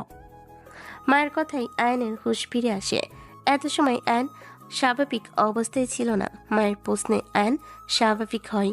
নরম গলায় উল্টো মায়াকে প্রশ্ন করে, তুমি তো আমার উপরে প্রচণ্ড রেগেছিলা, একটু আগেই বললা আমাকে তোমার চাই না, আমাকে তোমার আর দরকার নাই, কিন্তু তুমি হুট করেই স্বামী ভক্ত হয়ে গেলা কি করে? যেই না খালেক সাহেব আমার কলার চেপে ধরেছে তখনই তুমি রেগে মেগে ফায়ার হয়ে গেলা। কাহিনী কি মায়া? কাহিনী কিছুই না, আর না আমি স্বামী ভক্ত। তাহলে একটু আগে আমার কারণে খালেক সাহেবের সাথে রেগে যাওয়া এবং খালেক সাহেবকে আমাদের বিষয়ে যেসব বললা সেসব ঠিক ছিল? আয়ান সাহেব, আপনাকে একটা কথা বলি, আমার বলা কথাগুলো সত্যি, আর আমি সেজন্যই কথাগুলো বলেছি। তবে রেগে যাওয়ার পেছনে অন্য একটা কারণ আছে। কি কারণ মায়া? কারণ হচ্ছে আমাদের মাঝে যে সমস্যাটা হয়েছে সেটা আমাদের দুজনের ব্যক্তিগত, কিন্তু তাই বলে যে আমি আপনার মতন মানুষকে সবার সামনে অপমান করব, তা সকলের সামনে অপমানিত হতে দিব, এটা তো হতে পারে না। ব্যক্তিগত সমস্যা, সেটা ব্যক্তিগতই। আমার এসব আর ভালো লাগছে না। আপনি প্লিজ নিজের কাজে গিয়ে মন দিন, তাতেই আমার কিছুটা স্বস্তি ফিল হবে। অতিরিক্ত কিছুর কোনো প্রয়োজন নেই। প্লিজ এবার আপনি যান। আয়ান মায়ের কথা শুনে চুপচাপ কেবিন থেকে বেরিয়ে নিজের ডেস্কে চলে যায়। মনটা তারও ভীষণ খারাপ। চেহারা মলিন করে চেয়ারের উপর বসে শান্ত মাথায় ভাবতে থাকে কিভাবে সবকিছু আবার আগের মতো করা যায়। ভাবতে ভাবতে অনেকক্ষণ পর আয়নের মাথায় একটা বুদ্ধি আসে। আয়ন ঠিক করে বুদ্ধিটা সে কাজে খাটাবে, তবে সেটা এখন নয়, সঠিক সময়ে। দেখতে দেখতে দুপুর হয়ে যায়। অফিসে লাঞ্চ ব্রেক দেয়। আয়ন নিজের ডেস্কে বসে আছে আর মায়াকে নিয়ে ভাবছি কখন মায়া তাকে ডাকবে। না হয় মায়া খাওয়ার জন্য কেবিন থেকে বের হবে আর সে মায়াকে এক নজর দেখবে, কিন্তু লাঞ্চের সময় পেরিয়ে যাচ্ছে, মায়া আয়নকে ডাকে না এবং সে নিজেও কেবিন থেকে বের হয় না। আয়ন বুঝতে পারে মায়ের হয়তো মন ভীষণ খারাপ। আয়ন ডেস্ক থেকে উঠে সোজা ক্যান্টিনে চলে যায়। এরপর ক্যান্টিন থেকে নিজের টাকায় মায়ের জন্য 1 প্যাকেট খাবার কিনে কেবিনে যায়। কেবিনে গিয়ে দেখে মায়া ডেস্কের উপর মাথা দিয়ে ঘুমিয়ে আছে। আয়ন কেবিনে ঢুকে মায়াকে ঘুমিয়ে থাকতে দেখে খাবারের প্যাকেটটা ডেস্কের একপাশে রেখে মায়ের মাথায় আলতো করে হাত দিয়ে ডেকে বলে, মায়া লাঞ্চের সময় পেরিয়ে যাচ্ছে, আমি তোমার জন্য খাবার এনেছি, তুমি উঠে ফ্রেশ হয়ে খাবারগুলো খেয়ে নাও। মায়া ঘুম থেকে উঠে চোখ কসলাতে কসলাতে আয়নকে বলে, আমি কি আপনাকে বলেছি আমার জন্য খাবার আনতে? না বলনি। তাহলে কেন এনেছেন? এমনিতেই। দেখুন, আমি বাচ্চা নই, আমাকে এক্সট্রা কেয়ার দেখাতে আসবেন না। অনুগ্রহ করে খাবারগুলো নিয়ে নিজেই গিলে খান। মায়ের কথাই আয়নের মন চরম খারাপ হয়, তবে আয়ন সেটা প্রকাশ করে না। মায়ের কথায় চুপ করে খাবারের প্যাকেটটা ডেস্ক থেকে উঠিয়ে নিয়ে চলে আসতে যাবে, এমন সময় পিছন থেকে মায়া আয়নকে ডেকে বলে, আচ্ছা শোনেন, খাবারগুলো যেহেতু কষ্ট করে এনেছেন, তাহলে আর দ্বিতীয়বার কষ্ট করে নিয়ে যেতে হবে না। ডেস্কের উপরেই আবার রেখে যান, আমি খেয়ে নিব নে। আর এই যে নিন খাবারের টাকা। মায়া ব্যাগ থেকে 500 টাকার একটা নোট বের করে ডেস্কের উপর রাখে। আয়ান মায়ের কথা অনুযায়ী ডেস্কের উপরে খাবারটা রাখে, তবে যখন টাকা নেওয়ার পালা আসে তখন সে বলে, টাকাটা না নিলে হয় না? আয়ান সাহেব, ফ্রিতে খাওয়ার স্বভাব আমার খুব কম। তার উপর আপনার পকেটে টাকা অপচয় করে খাওয়ার কোনো ইচ্ছেই আমার নেই। টাকাটা নিন। আর আপনি দুপুরের খাবার খেয়েছেন? আয়ান মায়াকে খেয়েছি বলে মিথ্যা জবাব দেয়। সত্যিকার অর্থে সে কিছুই খায়নি। মায়ের দেওয়া টাকাটা নিয়ে সে চলে আসে। দেখতে দেখতে বিকাল হয়। অফিস ছুটি হয়ে গিয়েছে। সবাই অফিস শেষ করে যার যার মতন বাড়ি চলে যাচ্ছে। আয়নও অফিস ছুটি হয় চলে যায়। পরের দিন যথারীতি আয়ন অফিসে চলে আসে। অফিস শুরু হয়ে গেছে। মায়াও অফিসে চলে এসেছে। অফিস শুরু হওয়ার ঘন্টাখানিক পর মায়ের কাছে একটা ফোন আসে। ফোনটা রিসিভ করতেই অপর পাশের মানুষটা যা বলে তা শুনে মায়ের পুরোদমে চমকে ওঠে। মায়া বুঝে উঠতে পারছে না ফোনের অপর পাশের মানুষটাকে তার বিয়ের কথা কে বলেছে। এই বিয়ের বিষয়ে তো তেমন কেউ জানে না। সে এবং আয়ন আর তা ছাড়া বাইরে একমাত্র খালেক সাহেব জানে। মায়া আশ্চর্য হয়ে ফোনের অপর পাশের মানুষটাকে জিজ্ঞেস করে, আসাদ সাহেব, আপনাকে আমার বিয়ের কথা কে বলেছে? কে বলবে আর? আপনার হাজবেন্ড আয়ান সাহেব বলেছে। উনি গতকাল আমার কাছে এসেছিলেন। তিনি আপনার আর তেনার কথা বলেছে। এছাড়া পার্টির বিষয় নিয়ে আপনার নাকি মন ভীষণ খারাপ। দেখুন, এটা নিয়ে মন খারাপ করার কিছুই নেই। তবে সেদিন বিষয়টি নিয়ে আমরা অনেকই কৌতূহল হয়েছিলাম। তবে গতকাল আয়ান সাহেব আমার কৌতূহল দূর করে দিয়েছে। আপনি এ বিষয় নিয়ে একদম টেনশন করবেন না। আমরা সত্যিটা জেনে গেছি। আয়ান সাহেব আমাকে সত্যিটা জানিয়ে দিয়েছে। কি সত্যি জেনেছেন আসাদ সাহেব? আরে ওই আর কি, আপনাদের দুজনের মধ্যে নাকি সেদিন একটু রাগারাগি হয়েছিল। তাই আয়ান সাহেব সেদিন নাকি রেগে গিয়ে উল্টোপাল্টা বলেছিল। আসলে আসাদ সাহেব, আমরা বিয়ের বিষয়টা গোপন রাখবো বলে ঠিক করেছিলাম, আর কাউকে জানানো হয়নি। ভেবেছিলাম সঠিক সময় আসলে সবাইকে জানিয়ে আবার জাঁকজমকভাবে বিয়ে করব, তাই আর কি। আসাদ সাহেব ফোন কেটে দেয়। আসাদ সাহেবের সাথে কথা শেষ করে মায়া ফোন রেখে কেবিন থেকে বেরিয়ে জলদি পা চালিয়ে সোজা আয়নের কাছে চলে যায়। আয়ন মায়াকে আসতে দেখে ভয় পেয়ে যায়। চুপ করে মায়ের দিকে তাকিয়ে আছে। আয়ন অপর দিকে মায়া আয়নের কাছে এসে আয়নকে প্রশ্ন করে, আপনি গতকাল কোন সময় আসাদ সাহেবের কাছে গিয়ে আসাদ সাহেবের সাথে দেখা করেছেন? অফিস ছুটির পর। ও ভালো। তবে আপনি এই কথা কেন বলেছেন যে আপনার সাথে আমার বিয়ে হয়েছে? আসলে আমার জন্য তোমার সম্মান নষ্ট হয়েছে, তাই আসাদ সাহেবকে ওই কথাটা বলেছি, যাতে করে ওনারা তোমাকে ভুল না বুঝে। ও আচ্ছা, কিন্তু আপনি ওই দিনের কথাটা নিয়ে মিথ্যে কেন বলেছেন যে আপনার সাথে আমার রাগারাগি হওয়ায় আপনি ওসব বলেছিলেন? মিথ্যা বলি নাই। সেদিন তোমার সাথে আগে না হোক পরে ঠিকই রাগারাগি হয়েছে। আচ্ছা, মানলাম এটা সত্যি, কিন্তু আমি তো আপনাকে বলিনি আমার সম্মান যেটা নষ্ট করেছেন সেটা ফিরিয়ে দিন। তাহলে আপনি কেন এত সব কিছু করতে গেলেন? কারণ তোমার মুখে আমি সবসময় হাসি দেখতে চাই। তোমার মলিন চেহারা আমার একদম ভালো লাগে না। আমি গত পরশুদিনের ঘটনার পর থেকে দেখছি তোমার মনের অবস্থা ভালো নেই, আর সেটা একমাত্র হয়েছে খালি আমার কারণে। তাই আমি এত সব কিছু করেছি। আয়ান সাহেব, আপনি আমার মন খারাপ হয় মতন কাজও করবেন। আপনার সেই কাজের কারণে আমার মন খারাপ হলে আবার আপনার নিজেরও মন খারাপ লাগে। বাহ, বেশ ইন্টারেস্টিং ব্যাপারটা। আয়ন চুপ করে থাকে। মায়ের কথা শুনে কেমন যেন লজ্জা কাজ করছে আয়নের ভিতরে। আয়ন লজ্জায় নজর সরিয়ে নেয় মায়ের দিক থেকে। সামনে দাঁড়িয়ে থাকা মায়া আয়নের ব্যাপারটা বুঝতে পেরে বলে, হয়েছে জনাব, আর লজ্জা পেতে হবে না।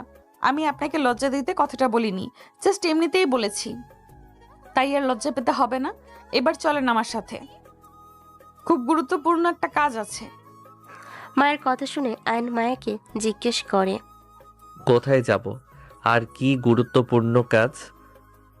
সেটা গেলেই দেখতে পাবেন। এবার চলেন। আয়ন এত সময় চেয়ারে বসা ছিল। মায়ের কথা মতন উঠে দাঁড়ায়। আয়ন উঠে দাঁড়াতেই আয়নের হাত ধরে টানতে টানতে তাকে অফিসের সকল কর্মচারীদের সামনে নিয়ে যায়। কর্মচারীরা সবাই মায়া আর আয়নের দিকে তাকিয়ে আছে, তবে মায়ের সেদিকে কোনো ভ্রুক্ষেপ নাই। মায়ের আয়নকে সকলের সামনে নিয়ে যাওয়ার পর ডাক্তার দেখানো দিন যেভাবে আয়নের হাত পেঁচিয়ে ধরেছিল সেভাবেই আজকেও হাত পেঁচিয়ে ধরে। সবাই মায়ের কাছে রীতিমতো অবাক। মায়া সবাইকে আরো অবাক করে দিয়ে বলে, কয়েক মিনিটের জন্য কাজ বন্ধ রেখে সবাই আমার কথা মনোযোগ দিয়ে শুনুন। আমি সেদিন আয়ানকে অহেতুক অপমান করেছিলাম। বেচারা একদিনে 7টা ফাইল কমপ্লিট করেছে। সেই 7টা ফাইলের মধ্যে একটা ফাইল ছাড়া কোথাও কোনো ভুল হয়নি তার। আর যেই ফাইলে ভুল হয়েছে সেটাও একদম অতি সামান্য ছিল, কিন্তু সেদিন আমার মাথা কোনো একটা কারণে খারাপ ছিল, যার কারণে আমার সমস্ত রাগ আমি আয়নের উপর ছেড়েছি। তাই আপনারা আগামীতে আর কখনো কেউ আয়নকে নিয়ে বাঁকা চোখে তাকাবেন না, তাহলে কিন্তু আমার চাইতে ভয়ানক কেউ হবে না, বলে দিলাম। আর আরেকটা কথা, আপনারা আয়নের দিকে বাঁকা চোখে তো তাকাবেন এই না, সেই সঙ্গে আজ থেকে আয়নকে সবাই সম্মান দিয়ে কথা বলবেন, কারণ সে আমার অনেক অনেক অনেক কাছের একজন মানুষ। বলতে পারেন সে আমার হৃদয়ে বসবাসকারী একজন লোক, তার সাথে আমার আত্মার সম্পর্ক। তাই সকলকে যেটা বলেছি সেটা মাথায় রাখবেন। এবার সবাই কাজে মন দিন। মায়া কর্মচারীদেরকে আয়নের বিষয়ে কিছু কথা বলে আয়নের হাত ধরে নিয়ে নিজের কেবিনের দিকে চলে যায়। আয়ন অনেকটা আশ্চর্য হয়, তবে সে কিছুই বলে না। এদিকে কর্মচারীরা মায়ের চলে যাওয়ার পর একে অপরের সাথে কানাঘুষা শুরু করে দেয়। আয়ন মায়ার কি হয়, কেন মায়া আয়নকে এত প্রায়োরিটি দিল, কেন মায়া জোর গলায় সবাইকে বলল আয়নকে সম্মান দিতে, আর কেনই বা মায়া আয়নের হাত ওইভাবে ধরেছিল। এক একজনের সাথে এসব বিষয় নিয়ে আলোচনা করতে শুরু করে। কর্মচারীদের কানাঘোষাগুলো ম্যানেজার খালেক সাহেব শুনতে পায়। তখন খালেক সাহেব সবাইকে সতর্ক করে বলে, প্রতিটা নারীর জীবনে একজন খুব মূল্যবান মানুষ থাকে। ম্যাডামের জীবনের মূল্যবান মানুষটা হচ্ছে আয়ান সাহেব, তাই ম্যাডাম ওনাকে নিয়ে এত কিছু বলেছে। আপনারা এবার কানাঘুষা বন্ধ করে যে যার কাজে মন দিন, না হয় আপনাদের নামে গিয়ে ম্যাডামের কাছে নালিশ করে আসবো। খালেক সাহেবের কথা শুনে সবাই কানাঘুষা বন্ধ করে কাজে মন দেয়। অপরদিকে মায়া আয়নকে সঙ্গে নিয়ে নিজের কেবিনের ভিতর এসে থেকে দরজা আটকে দেয়। তারপর আয়নকে মায়ের চেয়ারের সামনে নিয়ে গিয়ে বলে, আমার চেয়ারটাতে বসো। আয়ন পুরো থতমত খেয়ে যায় মায়ের কথা শুনে, কারণ প্রথমত মায়া তাকে ভিতরে নিয়ে এসে দরজা বন্ধ করে দিয়েছে, তার উপরে এখন আবার তুমি করে বলছে। আয়ন মায়ের মতিগতি বুঝে উঠতে পারছে না, কি করতে চাইছে মায়া। বেকুবের মতো চেহারা করে মায়ের দিকে তাকিয়ে আছে আয়ান। পাশ থেকে মায়া আয়নকে তার দিকে বেকুবের মতো তাকিয়ে থাকতে দেখে নিজেই আয়নকে চেয়ারে বসিয়ে দেয়। তারপর আয়নকে প্রশ্ন করে, কি হলো, অবাক হচ্ছ যে? অবাক করছো তাই অবাক হচ্ছি। শুরুতে কর্মচারীদের সামনে নিয়ে গিয়ে আমার নামে গুণগান করলে, সাথে আরও সকলকে বললে আমাকে সম্মান দিতে, এরপর এখন সঙ্গে করে কেবিনে নিয়ে এসে দরজা বন্ধ করার পাশাপাশি তুমি করে বলছো। এত কিছু দেখে অবাক তো হবই। অবাক তো হবাই। আচ্ছা, আরেকটু অবাক করে তোমাকে। মানে? তুমি চোখ বন্ধ করো, তারপর মানেটা বুঝতে পারবে। আজব, তোমার মানে বোঝার জন্য চোখ কেন বন্ধ করব? আরে তোমাকে চোখ বন্ধ করতে বলেছি, তুমি করো। আমি বললে তারপর চোখ খুলবে। আয়নের কথা না পারিয়ে মায়ের কথা মেনে চোখ বন্ধ করে। আয়ন চোখ বন্ধ করতে মায়ের কোলে বসে আয়নের হাতে হাত রেখে 4 ঠোঁট এক করে দিল। আয়নের তো মেঘ না চাইতেই বৃষ্টি অবস্থা। আয়নও সায় দিতে থাকে। কিছু সময় পর ছেড়ে দিতেই দুজন হাঁপাতে থাকে। তখন আয়ন বলল, এটা কি হলো? যেটা হবার তাই হয়েছে, আর আমি আমার স্বামীর সাথে করতেছি, তাতে তোর কি? তাও ঠিক। এই বলে আয়ন মায়ের দিকে এগোতে থাকে। মায়া পিছুতে পিছুতে বলে, আয়ান এভাবে এগোচ্ছ কেন? কে শুনে কার কথা? আয়ন মায়ের দিকে এগোচ্ছে আর মায়া পিছুতে পিছুতে সোফার উপর গিয়ে পড়ে। আর নিচু হয়ে মার উপর ভর করে ঘাড়ে মুখ দিতে মায়া চোখ বন্ধ করে আয়নকে জড়িয়ে ধরে। আয়ন মায়ের গলা থেকে আস্তে আস্তে ঠোঁটে কিস করতে লাগলো। মায়াও সায় দেয়। ওদের অফিসে ছোটখাটো একটা বাসর হয়ে গেল। এর কিছুদিন পর বড় আয়োজন করে ওদের বিয়ে হলো। আল্লাহ হাফেজ।